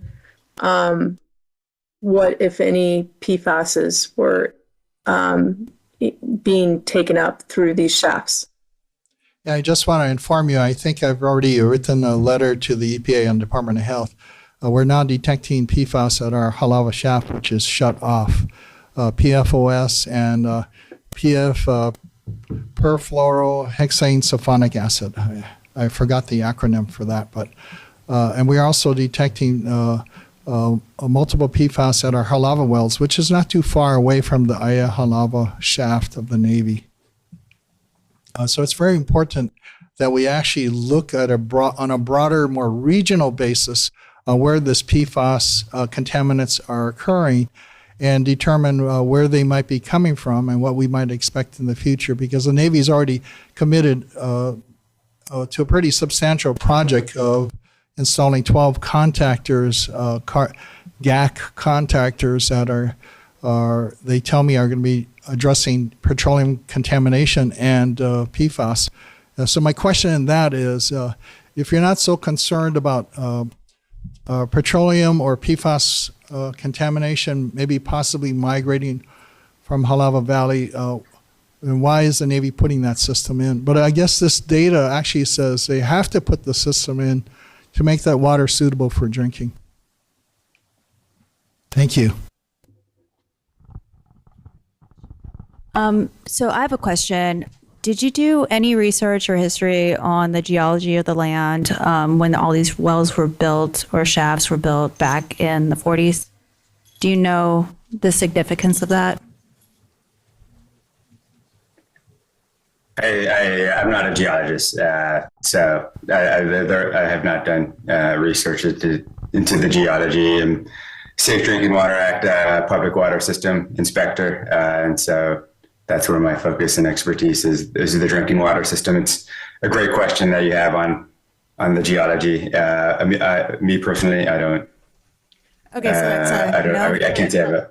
So yeah, I'm not a I don't have geologist either, but I could read. So I hope my reading skills are good. So at Red Hill Shaft, what specifically is significant about Red Hill Shaft? Do you know that? And the location? Or why it was built there? I guess that would. I mean, I know it's located, among the storage tanks in the hill. Okay, so I'll give you a hint. I hope you can go read history and find this. But so Pearl Harbor was built, right? Not a lot of people were on island at that time. Back in the 30s and 40s, a lot of construction occurred. Navy had eyes on a lot of the good property, specifically down in Pearl Harbor up at Red Hill. So from what I know or read, hopefully, again, I'm not a geologist, but Red Hill is one of the biggest shafts, if not the largest on island. Did you know that? And it's contaminated? Yeah. I didn't know it was the largest. Okay, so do you know that the Aya and Halava shafts were also drilled because of that? They weren't as water producing, but did you know that's why they picked those areas as well? Yeah, I mean, makes okay. I can understand, but I didn't. Like I mentioned, I don't have a comprehensive history of the origins of these shafts. Okay. Did you know that all these wells and shafts that were built at the time? I won't speak for World Water Supply, but that they kind of work like a system together. So they weren't all, I don't think, intended to one shut down or two shut down and one be limping along. Did you know that? And don't you think that's now significant in how you respond and how you remediate those shafts? It's just a rhetorical question. I hope you can help, because that's a real tragedy. Like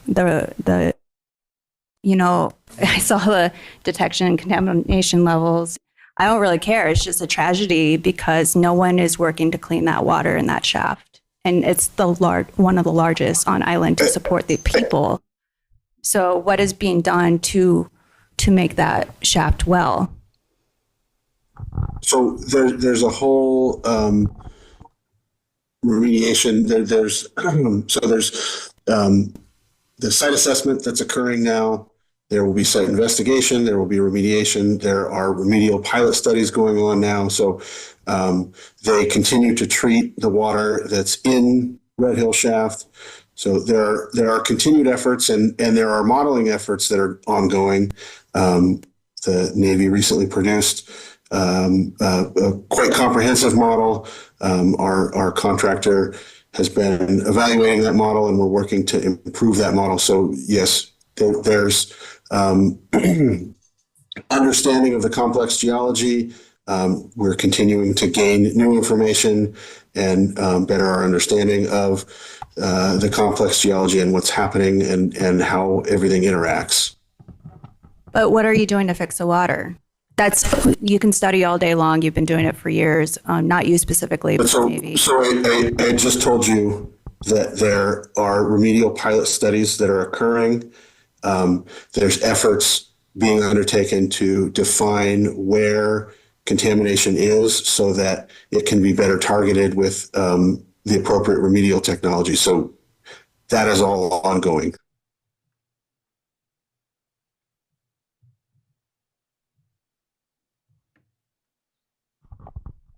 Go ahead, Melody. Thank you. Thank you, chairs. I have a question, actually 2 questions. Looking at your graph and then the Waiava shaft, you have a detection of 2.99 PFOSA, but you're saying that there is no national or no primary drinking water standard. Given that, what standard do you use if there's no standard? Or what is your gauge? Would it be at 4 parts per trillion or the other 10 parts per trillion or nothing? Well, that's a great question. So, I mean, there's over 1,000, I think, different PFAS analytes, and a lot of them don't have standards. So that's a good question. For PFOSA, my understanding is that there is an action level of 46 parts per trillion. And so and that's not a drinking water standard. So it was compared to that existing action level, and so the 3.99 was below that action level. So are you But yeah, saying there's no MCL for that. Okay, so 46 parts per trillion is a DOH action level? Is that what you're saying? Yeah, that's my understanding. Unless someone on from DOH can correct me, that I believe that is the case, though. Okay, this is an active well, so I'm an active shaft. So I'm very, I don't know, I'm shocked actually at 46 parts per trillion. That's huge. Okay, next question is regarding the Aiea lava shaft, which is inactive. However, you've got PFOA and PFOS at the highest level together is 14.6 parts per trillion. So that's well over 3 times the minimum of 4 parts per trillion, which should fall under a priority standard under the DOD PFAS policy. So what, if anything, is going to be done about this detection? And then even looking at the low level, it totals 11.87. So that is really close already to the 12 or 3 times the minimum amount. So I'd like to know what type of remediation, if any, other than the GAC. I'm not sure whether that would do it, actually, that Mr. Lau has just talked about. Is there anything else that is going to be done for remediation in that area? Thank you. Melody, on the Aiea lava shaft, this is what I heard from the Navy, so you'll have to confirm with the Navy maybe next month. And I look forward to hearing from them on the Inspector General report next month. But they said also ion exchange, that it was going to be activated carbon and something called ion exchange. Thank you. Would you consider that type of filtration system sufficient? According to the EPA, there's certain best available technologies to treat for PFAS, and I think that's on their list. Chris, is that correct? I believe ion exchange is accepted. GAC treatment, it can definitely remove at even the 12 parts per trillion. I've seen systems that have, I think, PFAS in like hundreds and thousands, and it brings it. It can, if it's executed correctly, it can bring it down to practically non-detect. But certain PFAS chemicals will pass right through the GAC, the activated carbon, because they're too small. They don't really latch on to the carbon very efficiently.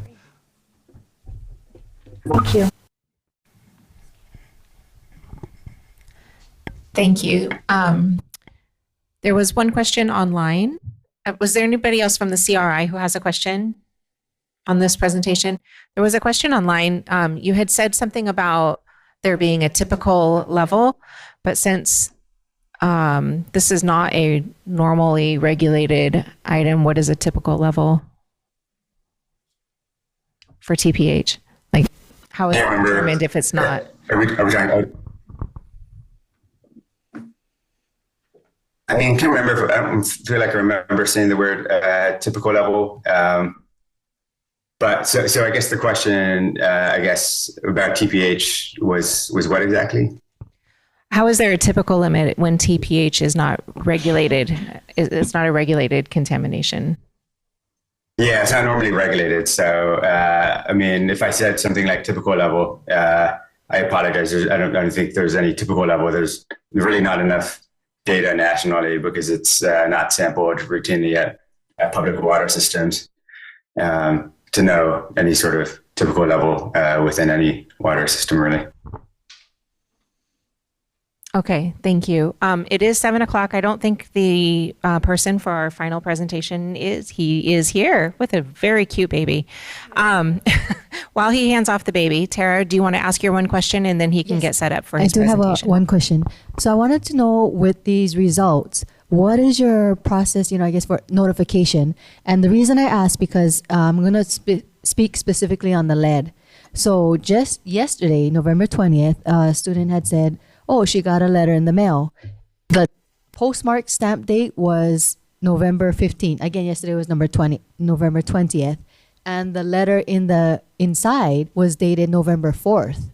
So like, why such a discrepancy to get a lead letter that, do not boil this water. It doesn't dissipate. Don't use it for baby bottles. And to find alternate water sources. So that was just yesterday, the 20th. And on the website, the army.mil website, there were two notices, one from June and one from October.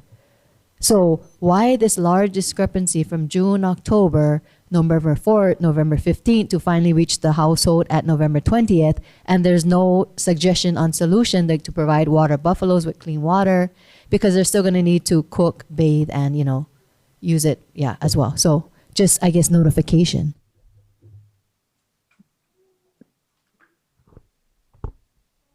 Perhaps I could add a little bit of resolution to the question about the lead letters. Would that be okay? Please. Sure. So the lead and copper rule revisions that were promulgated on October 16th in 2021 required a couple of things, right? So first was that there would be inventories of service line materials, identifying the materials, the metal, the metal or non-metal materials for the service lines to the homes to be reported by October 16th of 2024. And then furthermore, it required that where service lines were of either lead, galvanized requirement replacement, or a material that was unknown, but unknown to be not lead. So the fourth alternative is not lead, but if you didn't know exactly what it was and you didn't know that it was not lead, then the utilities were required to have those letters submitted to the residents by within 30 days of completion of the service line inventories. And again, that due date was October 16th, so plus 30 days being November 15th or 16th. So those letters that were produced were in accordance with the lead and copper rule revisions requirement that were promulgated by the EPA. So that's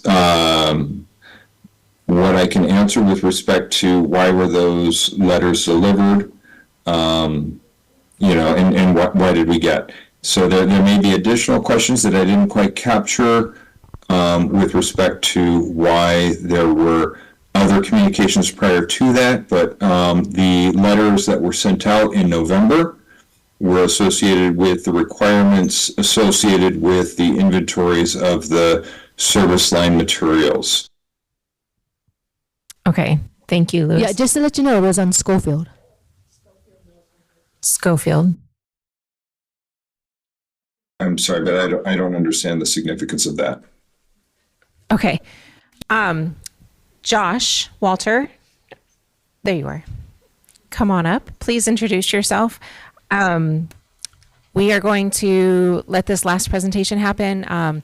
Normally we do open this time up for the next hour for the community to ask all of their questions. And so I know that we were setting 20 minutes aside for your presentation, but if we can. Sure. Okay. Yeah, my name is Joshua Walter. I am CTO of Wai'a Water Solutions. We are a water solutions company. We specialize in atmospheric water generators and gray water recycling systems. An atmospheric water generator is a machine that takes the air and turns the humidity or the water vapor in the air into liquid water. And a gray water recycling machine is one that takes water from your shower, hand washing sinks, and laundry, recycles it so you can use it again for your toilets. So we're never flushing potable water down the toilet again.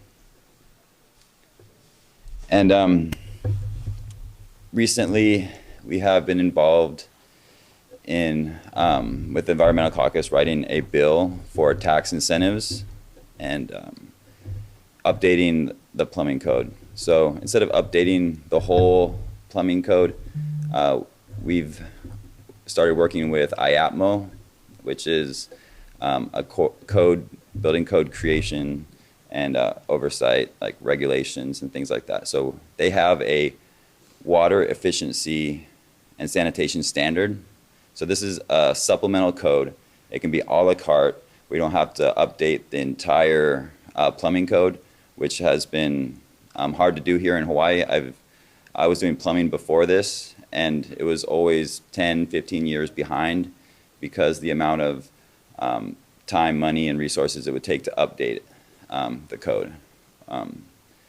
So as difficult as that may be, we are proposing just adding this supplemental legislation to allow us to build, allow us to conserve, because right now we've hit a couple barriers.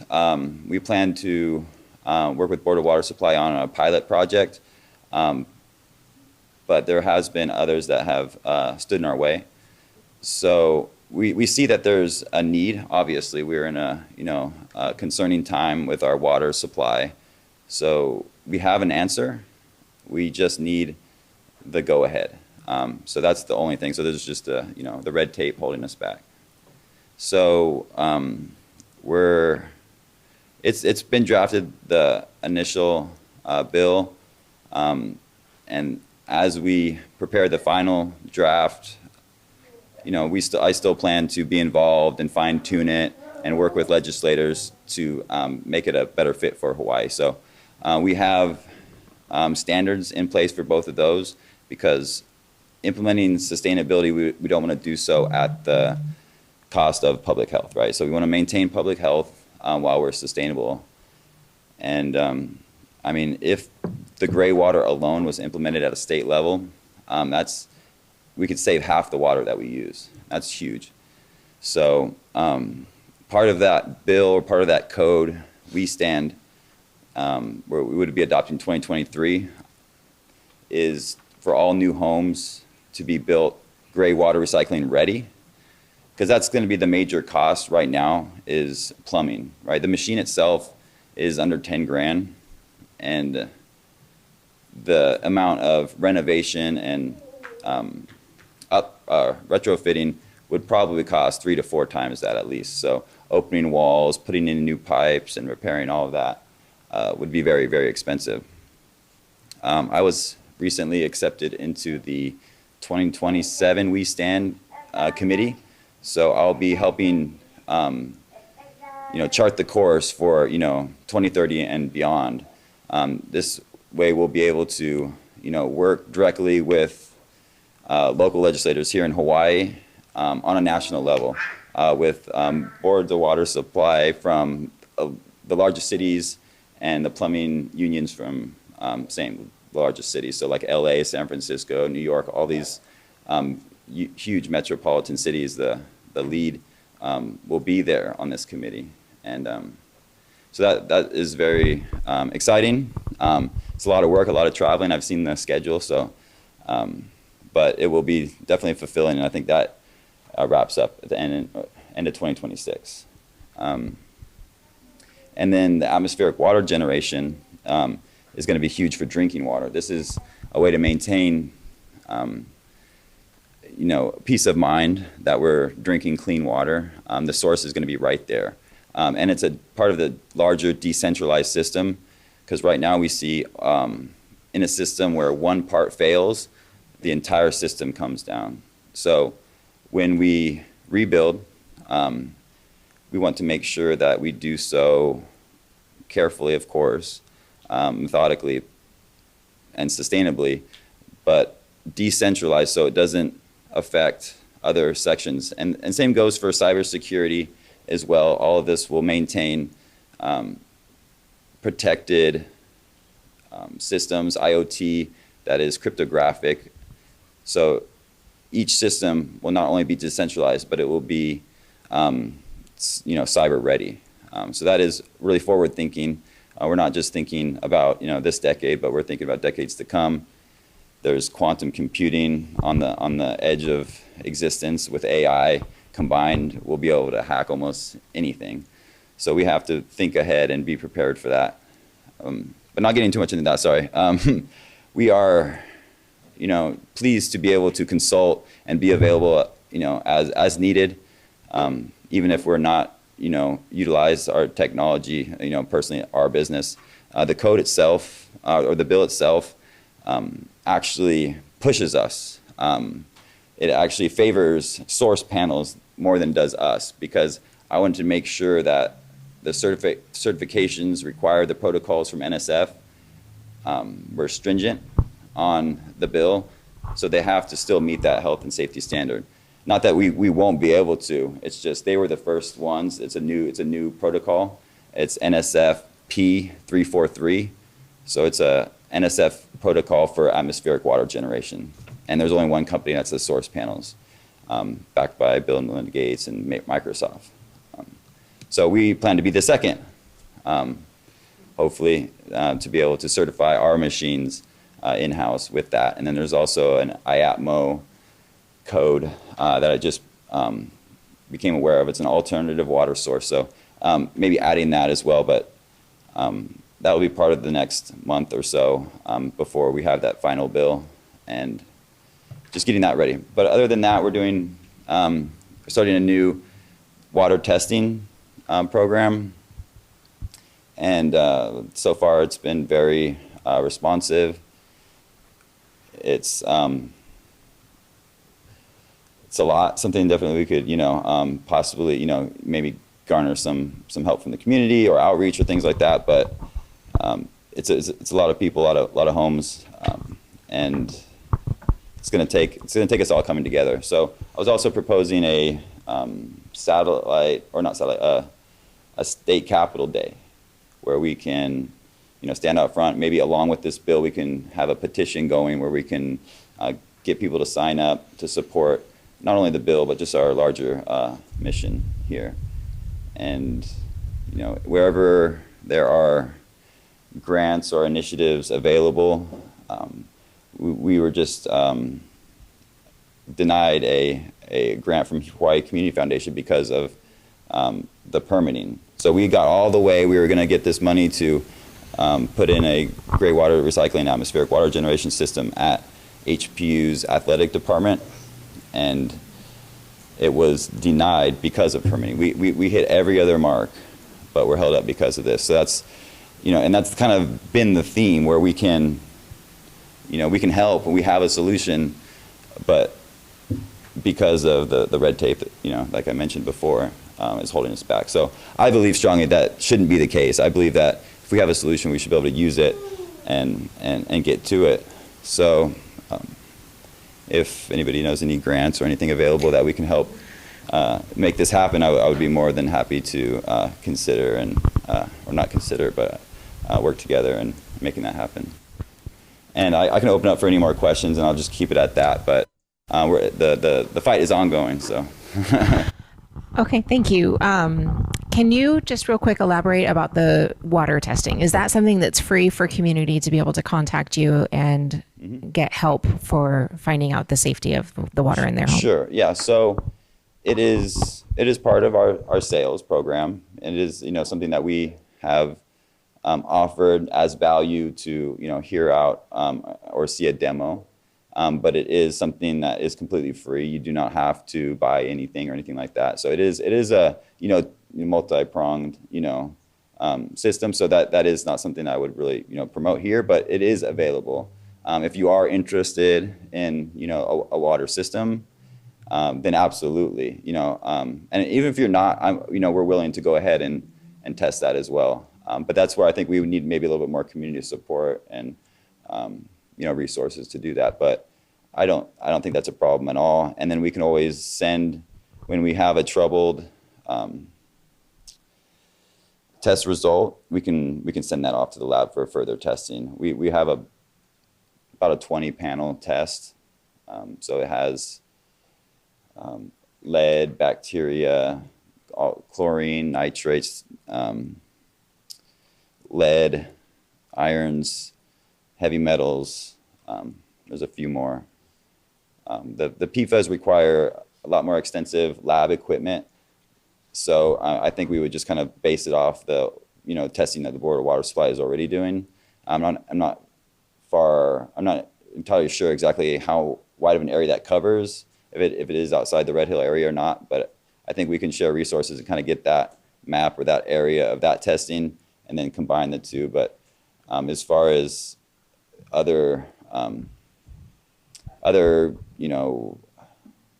possible contaminants in the water, I think we can cover that in our testing. But PFAS, I was looking into the systems cost, anywhere from $10,000 to $20,000 lab equipment. So it's not something that we can do in-house, unfortunately.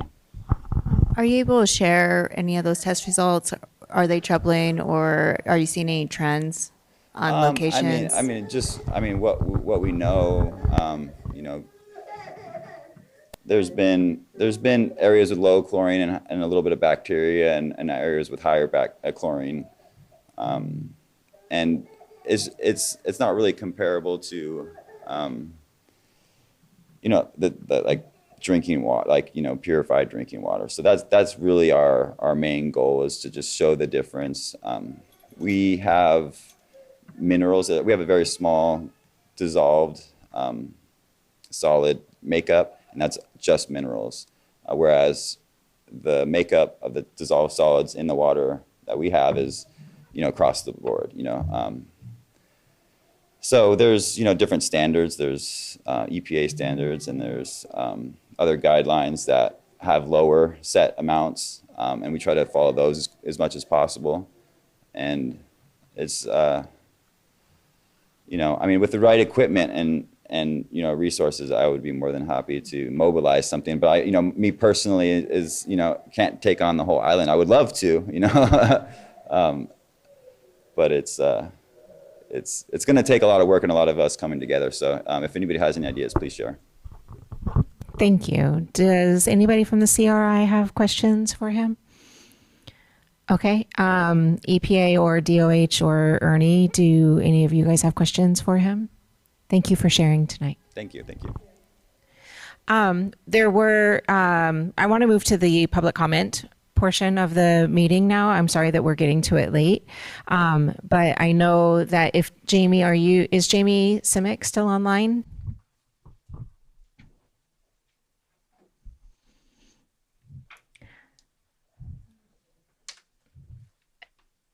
I think are you checking, Madison?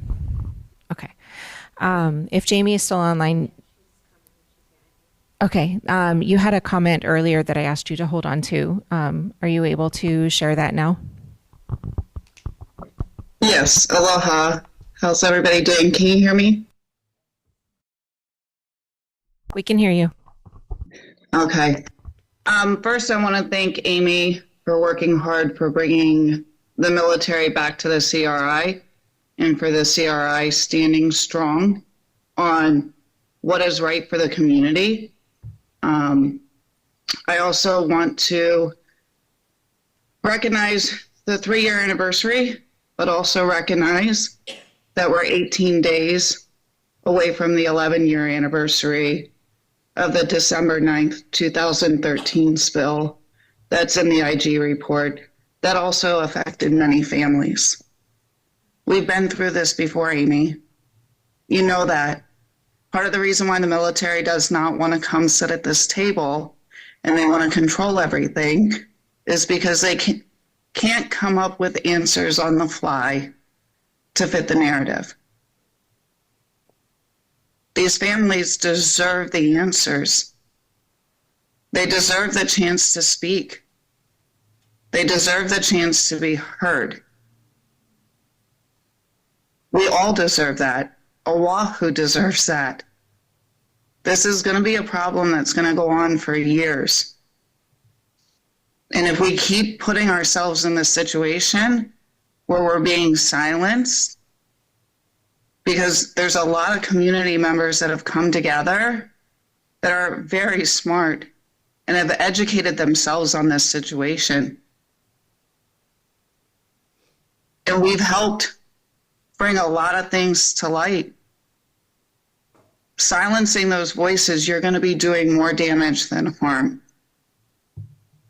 And coming from a family 10 years plus affected, you don't want to walk that road. You don't want to force more people on that road. It's time to change course, and we've said that for a very long time.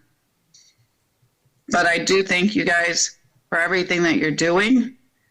We have to keep the transparency, and the way that this consent order is written, you're covering up the transparency. You're taking that opportunity away yet again. So I really do hope that you sit back and think, especially after hearing your presentations tonight and then hearing Ernie speak. I think that there's a little bit of information in there for pause for concern, or bigger pause for concern, of why we all should have our voices. And then hearing Tara speak of her classmate with the lead-in not being notified. I can speak firsthand of what lead does to a family and what these contaminants do, and so can everybody else that's testified. You have the pen in your hand. You have the ability to take it back. I know the lawyer's there tonight.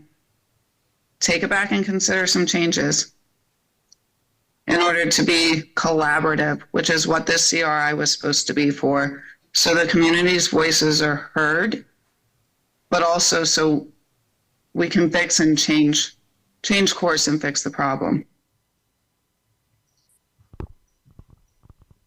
Thank you, Jamie. Maddie, do you have the statement from Kat?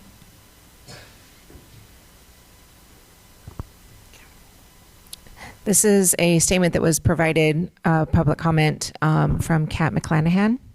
She just wasn't able to stay on the Zoom this late for her time zone. Community, can everyone hear me? Okay. Community already does not get answers from Navy at FTAC meetings. Told we will look into it. So please explain when community members have a chance to ask questions and have the Navy answer those questions. Don't say FTAC because Navy doesn't answer questions, and they don't say Navy or EPA town halls because those are off island and I cannot attend those. Thank you. Is there anybody in person who has public testimony to provide? Yes, sir. And then we'll go back to online.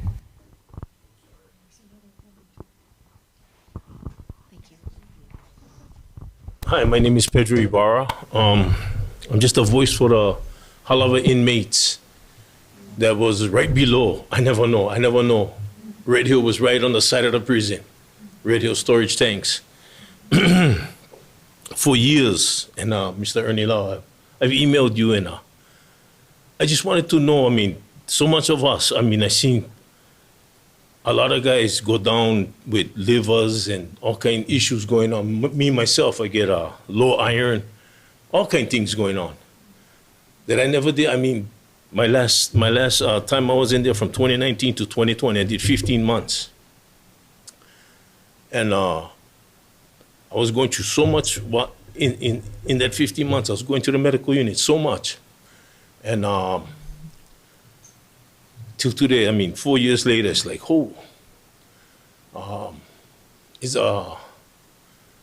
it's heartbreaking for me. But we've had times in the prison where we wasn't supposed to drink the water. Never goes public. That's why, you know, I don't understand where the EPA was, or the Board of Water Supply was, how could you let one, we was in prison, we could feel the earth shaking from the rock quarry that was right on the top of the prison. We could feel the earth shaking, crazy, and it's like, and I went put two and two together, I said, I just went find out they had a storage facility right on the side of the prison. And they're blowing up dynamite over here. And our prison is cracking. I mean, big cracks all over the prison. And you can feel them. You're telling your roommate, wow, you felt that one. Unreal, unreal. And only now this thing budget coming in my head. And I talked to guys from the maintenance. They said, bro, Pilau, our tanks Pilau. That's why they may shut them down in 2022. I mean, go find out. The water tanks, they may shut them down inside the prison. And the prison, they don't like me in the commission hearing nothing. They don't like hearing my voice. I know guys, they get liver cancer. You know, guys, they go, majority of the guys come out of prison, they go right back to where they was, on the street, drugging out. They don't really care about what's going on. But you can see in their eyes that they get something wrong. Get something wrong, so. You know, I just wanted to make my voice heard because last year I heard Khalil Patterson, he was standing in front of Halava prison telling the KITV news. Early in the morning I woke up, I turned them on. Hey, he's saying the brother's drinking dirty water. And that's when we click on me. I was like, bro, let me go investigate all this. Where is the Red Hill tanks? Where is this? Where is that? Right in the backyard of our prison. And I've been in and out of prison my whole life. I'm doing good now. Doing real good. But health-wise, I'm not. And a lot of guys not. And a lot of guys come out of prison, they tell my counselor, they get issues going on. And I Google all the issues, well, you know, from you know, contamination, long-term use. Everything match up. And being, like I said, I was never into doctors. I never was. 10 years ago, my blood work good. I'm flying. I'm doing good. Today it's like nerve damage, all kind of stuff. You know, it's just unreal. It's crazy. But it's the things I got to battle in my head today. Not only stay sober, but to understand what's going on with all this. The water. Me, I born and raised on an island. Never had bad water my whole life. You know, never had. I came out of that 15-month stint I did. I mean, go to a halfway house in Makali. I drank one glass water, and I swear to God, I had to sit down and tell myself, geez, this is good water. I couldn't believe it. I couldn't believe that my head was thinking that. And I never knew I was drinking bad water in Halava. It was bad, because the maintenance guys telling us, wow, the tanks is Pilau. The tanks was dirty. You know, the guys in the commission, I sit down with them one day and they tell me, oh, the water good, the water good. I thought, oh yeah. Everybody tell lies. Everybody lies. Everybody going back, you know, cover himself up. And that's okay. But get plenty of us, most of us not going to say nothing, because most of the inmates, a lot of them gone, you know. And a lot of them don't care. And a lot of them stronger. They could handle. Some people, they can handle drinking some water. I was in there 15 months. So imagine drinking that rubbish for all that time. I was like, unreal stuff was happening to my body, unreal stuff. And I just told the EPA and all you guys who supposed to be, engineers of the island, guys who supposed to understand and know what's going on around you. Why was dynamite being exploded right there? And then get one facility right there. And I put two and two together. I said, these guys was literally just doing what they was doing. They never care. Because if the prison cracking and you feel the seismic activity, imagine the place up there, poor thing. I can't imagine. I'm not putting blame on anybody, but I just making my story felt because it's powerful. I got to deal with all these health issues. Yeah. So thank you very much, Madison. She would contact me. I was contacting so much people. Nobody emailed me back. Nobody. But thank you so much, Madison. And thank you for hearing me. Thank you. Thank you so much for coming. Before you walk away. Wait, Pedro, we have questions. Yeah. I wear more than one hat. I also work at the University of Hawaii and am the community engagement director for the Red Hill Registry. I would really like an opportunity to talk with you. I don't know if you're leaving immediately or if you'll be here once the meeting ends, but I would really like to talk with you if we can set some time. Sure. Thank you. Anybody else? Autographs. Petra, did you sign in? Do you have contact information so we can follow up with you? Okay, Thank you, excellent. Petra. Thank you very much. Okay, Chris Anton had a comment online and then we'll come back into the room.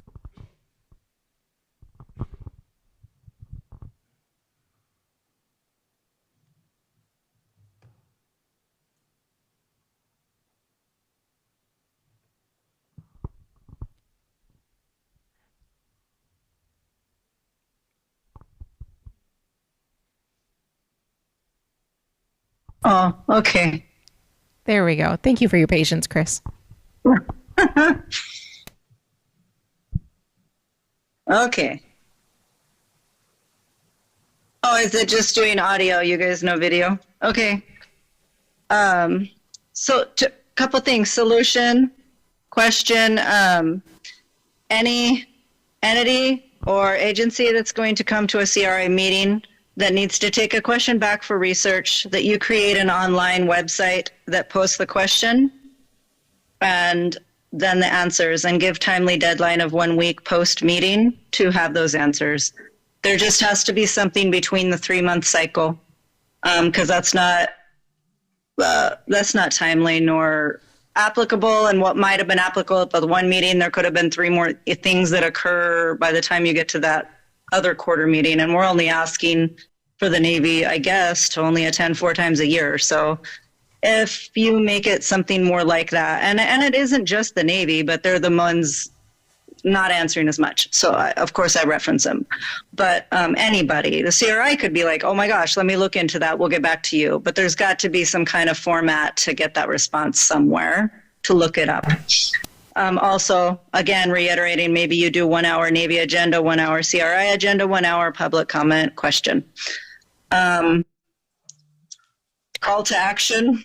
I just wanted to, if anybody is still listening, it's getting late, I know, but it's critical that we get water and infrastructure on ballot measures. We're not going to get anything out of, I guess I could call it like some kind of endemic agencies. That they haven't built a water testing facility yet. It's probably not going to happen. Need to do a bond build for a water testing facility, then an operational tax to fund that continued support. So I would hope that maybe I can work with people behind the scenes here and maybe help get something on a ballot measure for April or next November, because this is just, it's not going to go anywhere, as well as putting in action levels for DOH for your water safety. Any initiative can get on the ballot. And they do that in many, many states. That's how a lot of certain requirements have been landed on these agencies. So it's something that you might have to consider. And final, love letter. love you all at the CRI, and I appreciate past and current and all surrounding community members that have wrapped their arms and their love, their care, their empathy to those. And I can't thank you all enough for the work that you've done to help everybody, as well as just continue to get information out so that we can all really take that information and make choices in our lives for our families. So I just want to give my love and give that thank you and that meaningful thank you, because that is the only thing that really helps a lot of us limp through what has been just traumatic. So appreciative. Thank you so much. Thank you, Chris. Sir? Aloha, everyone. Thank you for coming here tonight. Can you hear me okay? So I'm Alexander Gauss. I'm a local member of the neighborhood here. I'm also vice chair of the Evan Neighborhood Board. So I came here. Thanks for coming to our neighborhood. I came here to learn and hear about what you guys have to say and the experiences. I have to say that I'm going to walk away inspired and also a little dismayed, right? I mean, here you guys, 3-year anniversary. Congratulations.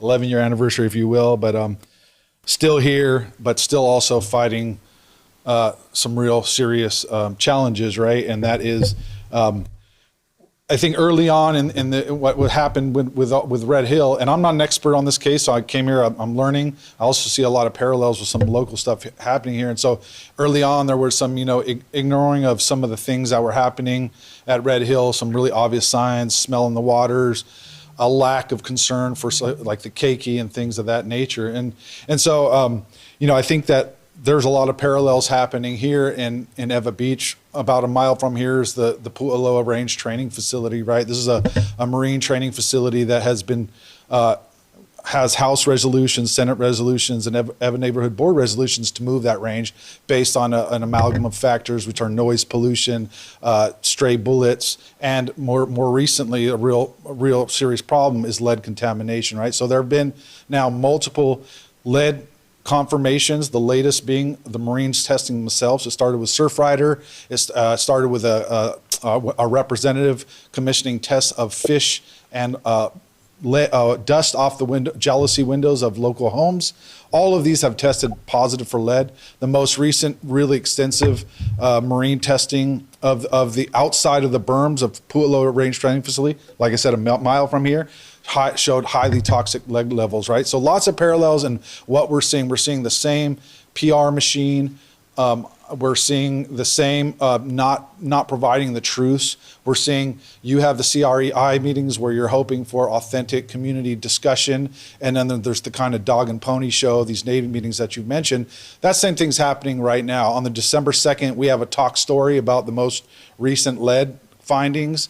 And 3 days later, there is a Marines open house at the range to I'm assuming to discuss some of these results, right? So the reason I bring this is not to distract, it's anything to see. There's a lot of overlay, and what I'm seeing there, like the playbook's laid out in front of me of exactly what I'm seeing, and it's the same situation. We were just hearing about how we have to stop this happening to our Aina and to the people that live here, and this is the same issue we're confronting right now.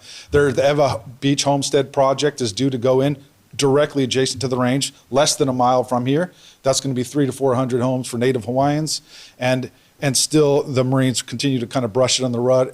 So in their most recent findings, they found lead levels 37 times the legal residential limits, and they said they're in a letter to the Department of Health, they said there was no more reason to test.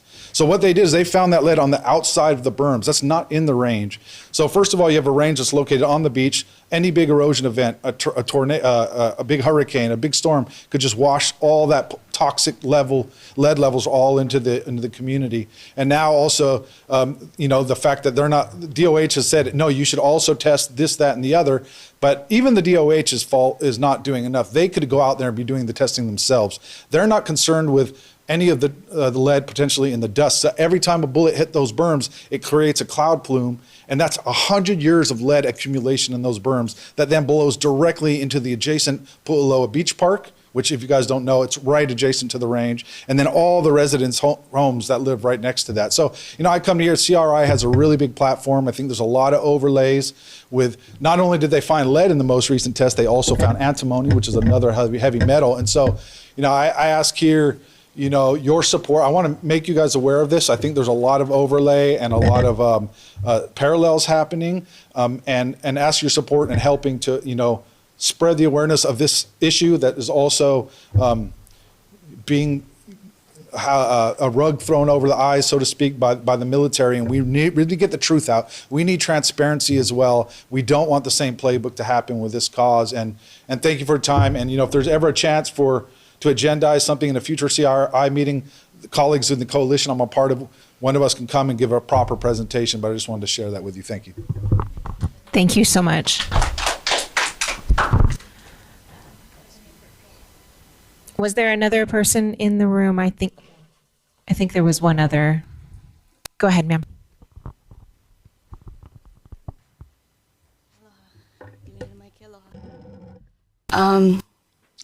This is one of my first meetings to this. Oh, aloha. Thank you so much for having this meeting. And,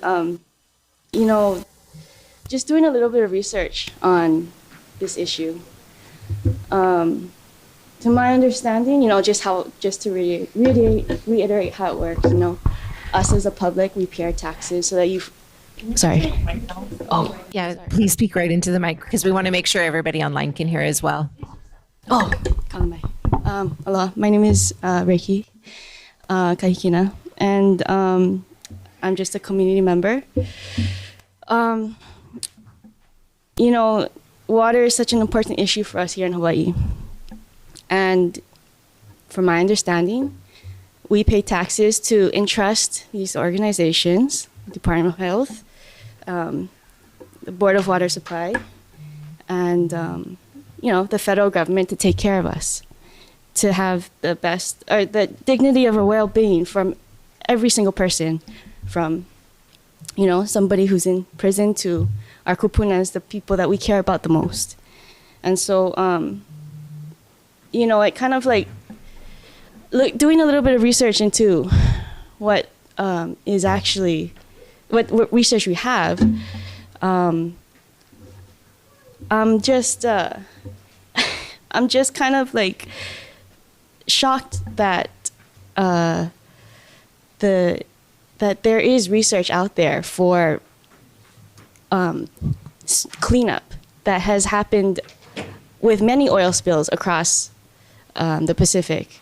Oil spills is not a new thing for any of us in this contemporary time. It happens.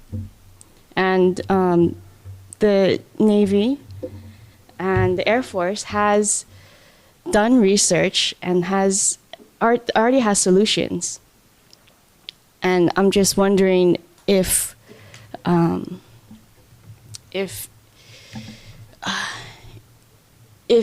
these solutions are known to the Navy already, and we are explicitly telling you folks to do something about it, then do you expect us as a community, as the public, to forcibly have to rely on gathering and rallying up in order to actually clean up these issues ourselves? Or is it what are the actual solutions for Hawaii? Because your presence is already here. The Navy's presence is already here. So yeah, that's just my 2 cents. Thank you. Bronson has his hand up online. Yeah. My name is Bronson Azama. Also live on Oahu, grew up on the windward side. It's a privilege to be here. Sorry I couldn't be in person. Our flight got delayed, so just getting home a little late. But really, I had a chance to kind of listen in on some of the dialogue as well as review some of the changes that are being proposed for the CRI. And I really do have a lot of concerns. I appreciate the work that has gone into creating the CRI. I know it was a huge step forward. This is really a historic creation that empowers our community to be able to engage with all of these respective agencies and the DoD, although we know they haven't been the best, although, and that's a light way to put it.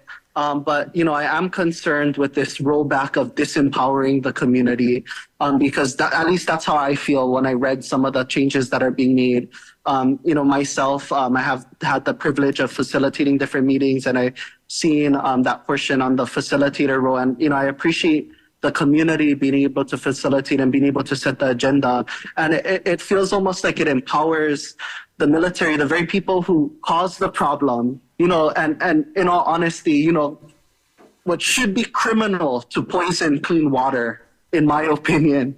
But now for them to be able to have a say in really what goes onto the agenda, when we know there's been so much lack of transparency, even with the recent report, the group that can call Board of Water Supply, liars in the press, are also the same people who are now criticized by their own independent, or I don't know if it's really independent, but their own assessments. So it feels like we're empowering the very people who have caused the problem, and that to me, that's really unsettling. I appreciate the work that's gone in, that that the CRI has done, as well as the many others who are a part of the creation process. And it is good to see Amy. I remember when we're all in the first onset of meeting and creating this initiative, but it really feels disempowering when I look at the proposed changes. And I really hope we can retain the autonomy really of the CRI and its ability to navigate these community discussions. Because I also understand, there is an agreement of consent. Personally, like when it comes to some of the stuff, like I didn't consent to them not having to talk about PFAS, and some of these critical issues that are concerning for our community. And it's just like, the best way I can put it is, we should never limit ourselves to our own ability to protect and assure clean water for our communities. And we really should be taking a step that continues to empower communities. It's really concerning, that the nation has gone to a point of mistrust with the government, that it's willing to take a far right step, at a critical ecological moment for the planet. And I really have sympathy for all of you who are fighting at the Environmental Protection Agency and fighting in our community during this time where it feels like there's a growing corporatocracy that's dictating the way we live our lives and the way our environment's going to shape for our future. It upsets me knowing that we're living in a time where people are voting for their 401ks and saying, screw the grandkids and the environment that we're going to inherit, as if they'll live the next 40 years through the impacts. So for these historic creations, we should be doing everything we can to support the community voices, to really activate, because, in my own personal understanding and relationships with those who have been elected to the CRI, I know how much these people care about the community, about the Hawaii they want their children to inherit. And for that, they have my heart and compassion. And, knowing all of these wonderful people and these good people, we should be empowering these community initiatives. We should be empowering the community to help, especially a community that, as you guys know, is so passionate about the environment we live in, to be able to protect it. And it's just like, I don't know how we can empower the people who caused the harm to dictate to how we talk about the harm that's been caused.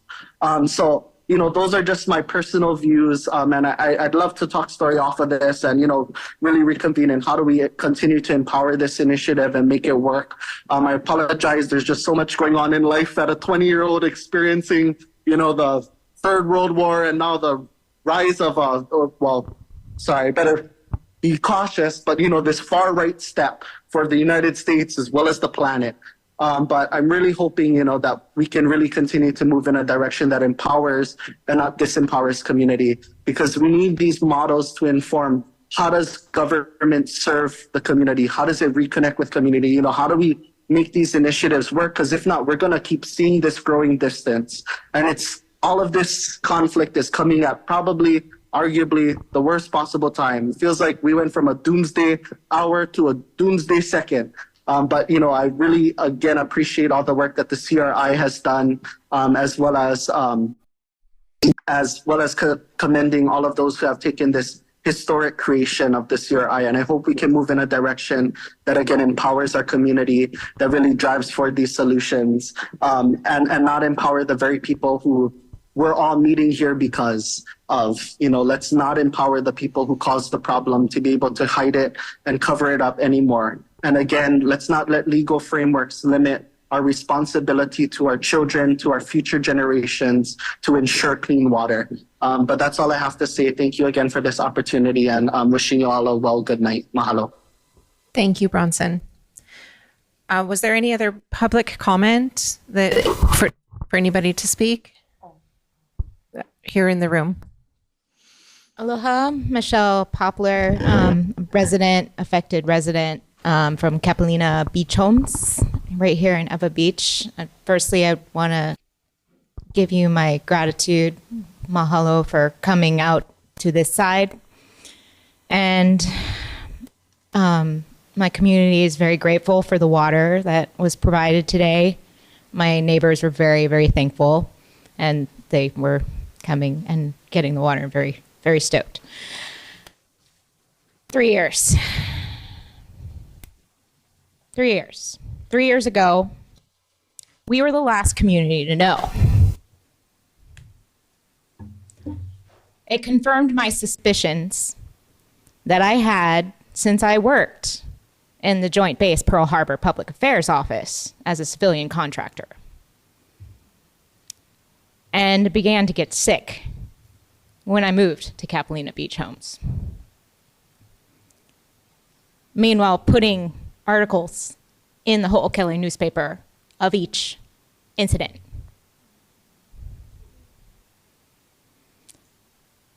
And being gaslit in the very office that I worked in when I asked if the contamination would get as far as Capilina.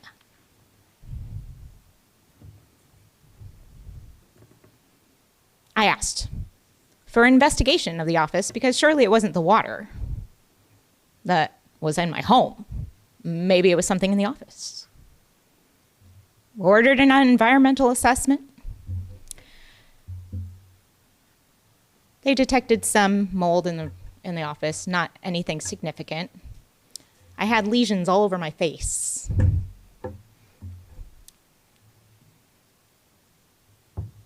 Six months later, I was laid off along with the other civilian contractors. And the newspaper was taken onto an online magazine, which we were the last of like 2 Navy newspapers in the world. So it was a dying medium.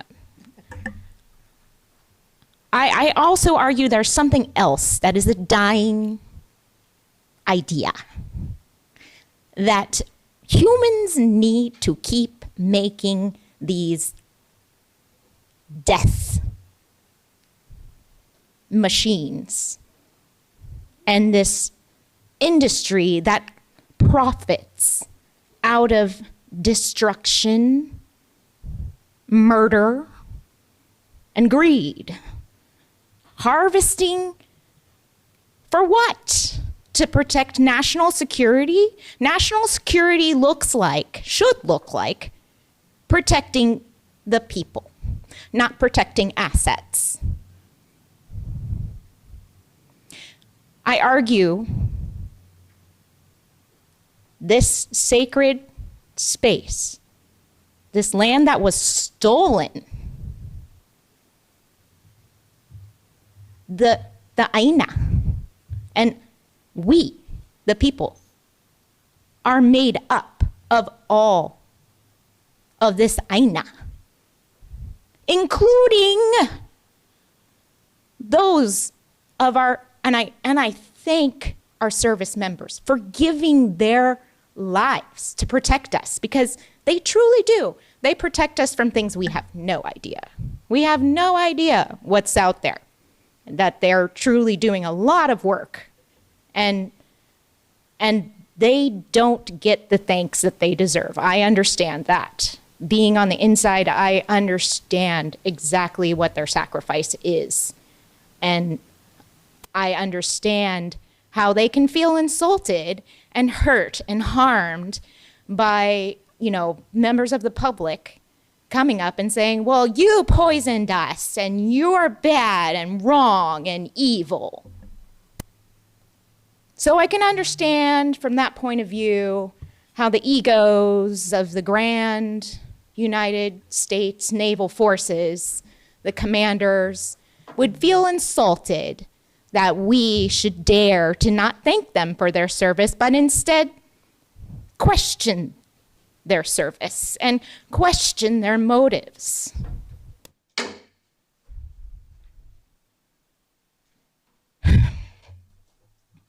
Because I understand that in their minds, in their world, in their universe, they have made some great sacrifices and protected us from some very, probably pretty scary things that we won't ever know about. However, that shouldn't come at the cost of the health and safety of themselves and all the people that they've sworn an oath to protect. So I invite the Navy and I to come back in December, and let's start fresh with an understanding, a mutual understanding that we're all human and we're all made up of the Aina, and we all have a kuleana to take care of it. And I understand that there is a shift in the mission of the Navy to turn more sustainable. And they're looking at these things. Look, we're cleaning up the invasive coral in Pearl Harbor. Why doesn't anybody talk more about that? One of my Navy friends told me. I'm like, well, thank you. Thank you for your service. I'm very appreciative of that. How did it get there in the first place? Meanwhile, I'm seeing ships coming from all over the world. I'm sitting there in Capulita at the beach and seeing, oh, look at that. That one's from Canada. Where did all the invasive coral come from? Gee. It's okay. It's there. They're taking care of it. Remediation, sure, great. Let's see it. Let's see it. Come and talk to us. Tell us about all the wonderful, wonderful, awesome, good things you're doing. We can give them the time and the space to talk about those things if they show up. Please, show up. Mahalo. Thank you, Michelle.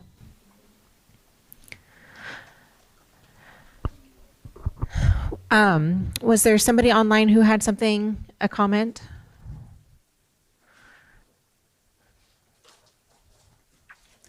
Okay, Melody, did you have a question for Ernie?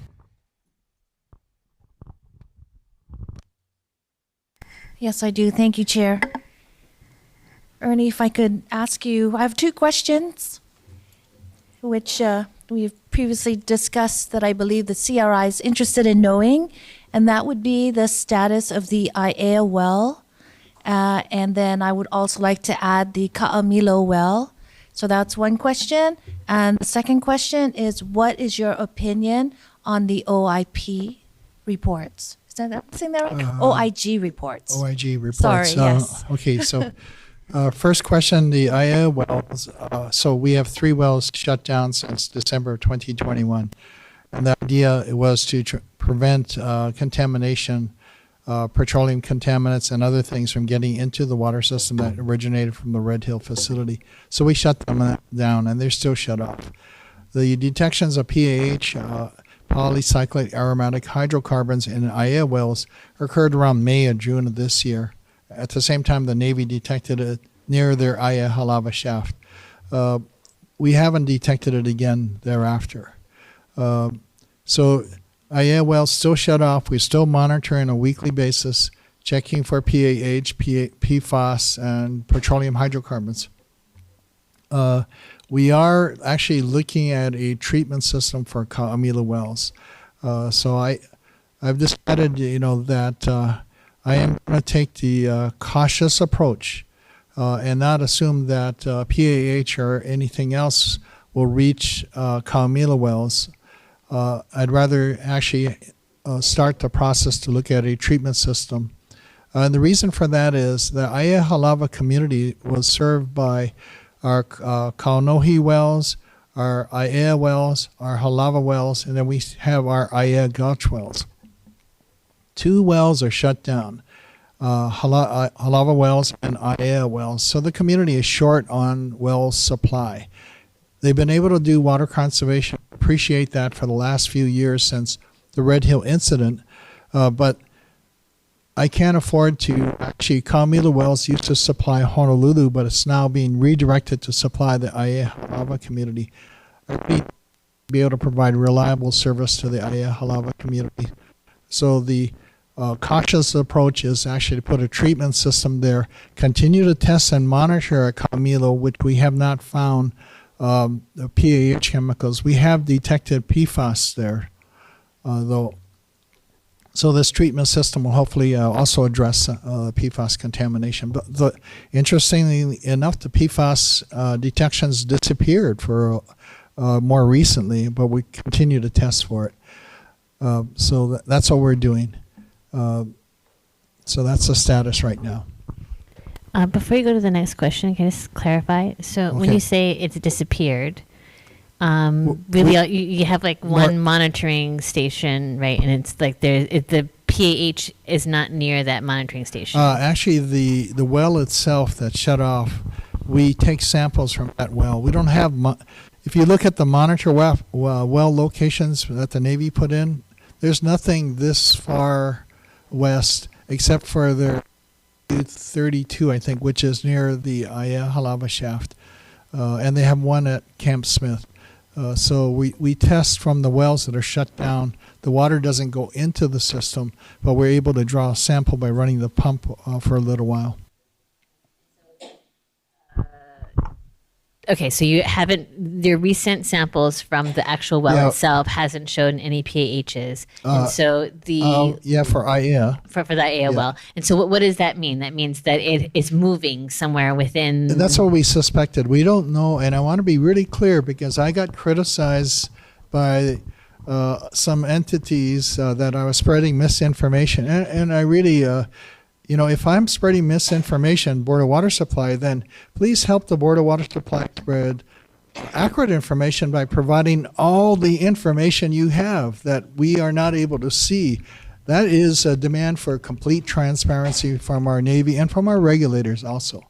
So I can't say for sure, but it could be that if it was moving as a small plume, that it moved past the point where our Aiea wells.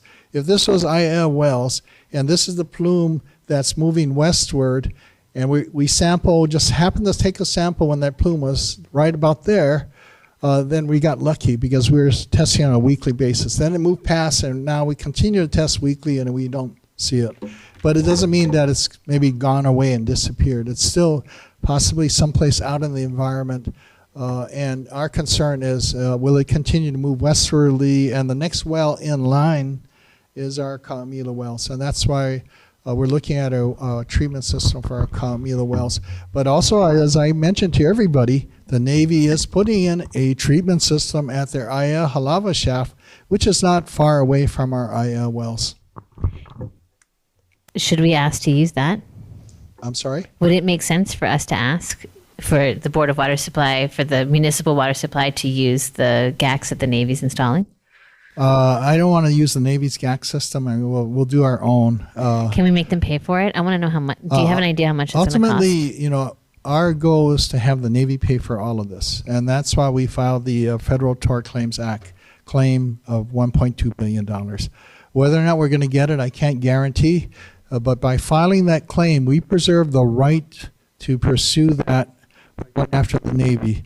I don't know if eventually that's going to end up in a lawsuit because we haven't actually had a denial yet from the Navy, but we'll see what happens. Thank you. Okay. Melody, I hope I answered your question. No, there was another one. What was the other question? The second question is, what is the Board of Water Supply's opinion of the OIG? I was going to save Report. this for next month when the Navy is hopefully present and going over the, hopefully, Amy, the Inspector General's report will be on the agenda for the December meeting. But Just say okay. Okay. okay, next month. Thank Save you. time. Next Thank month, you. yes. Mahalo. Thank you. Okay. It is 8:02. Check that out. Amy, there's one thing I want to say real quick before we all say goodbye. Regarding the consent order amendment, we announced in October, and then I emailed you guys the correction. What we had meant to say in October was that we need to be meeting on the 4th Thursday of the month.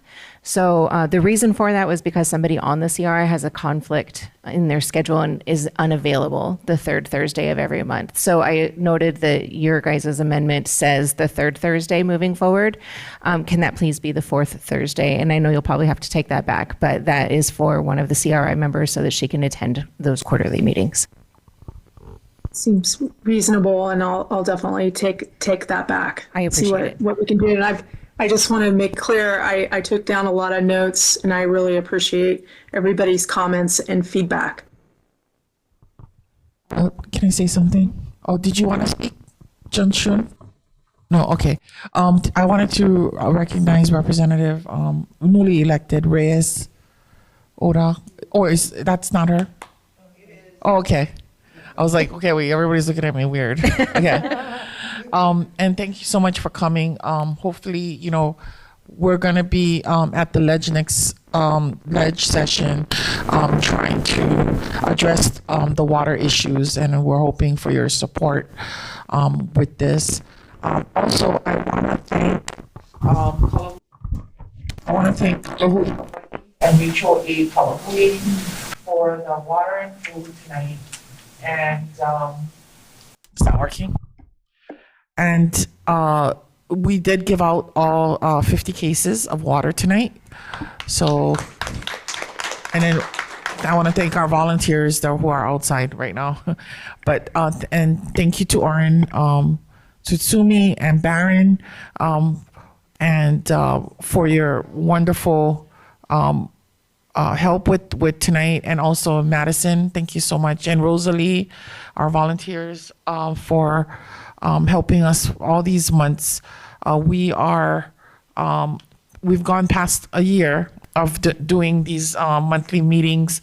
We don't intend to stop, and we've learned a lot. But it's also not just about getting information, but building community as well, and that's important. That's an important part of having these meetings and kind of moving around the island as well, to build community so that we know we got each other, and we will continue to move forward to protect our vai. Would you like to introduce yourself? Representative Reyes? And then we'll close. Thank you so much.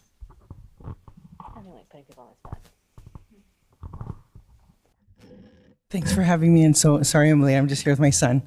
But I'm Julia Reyes Oda, and the newly elected rep for Eva Beach, District 40. I'm just used to being in here with my former neighborhood board person over here, because that's what we do over here, is how we set up our tables and do our neighborhood board. So that's what I'm used to. I'm glad that you guys came all the way out here to do the work out on our side of the island. But thank you guys for having me. Thank you. Okay. Thank you, everybody, and good night. So, Amy, before you go, so for the agenda for the next meeting, when would you like to have our proposed agenda items by? I was just trying to write it up in the chat here. Laura Ebert will be sending out an email tomorrow, and she'll have the specific timeframes. I understand this month, I worked really hard so that we could have a meeting before the end of the calendar year. So if everyone could be a little bit flexible on the time, we'll be flexible on our end in getting agenda items, because we really want to have this meeting in December. Okay? Thank you. So Thank you. If you need something more, let us know. Thank you. I appreciate that. And officially for our fourth closing, good night.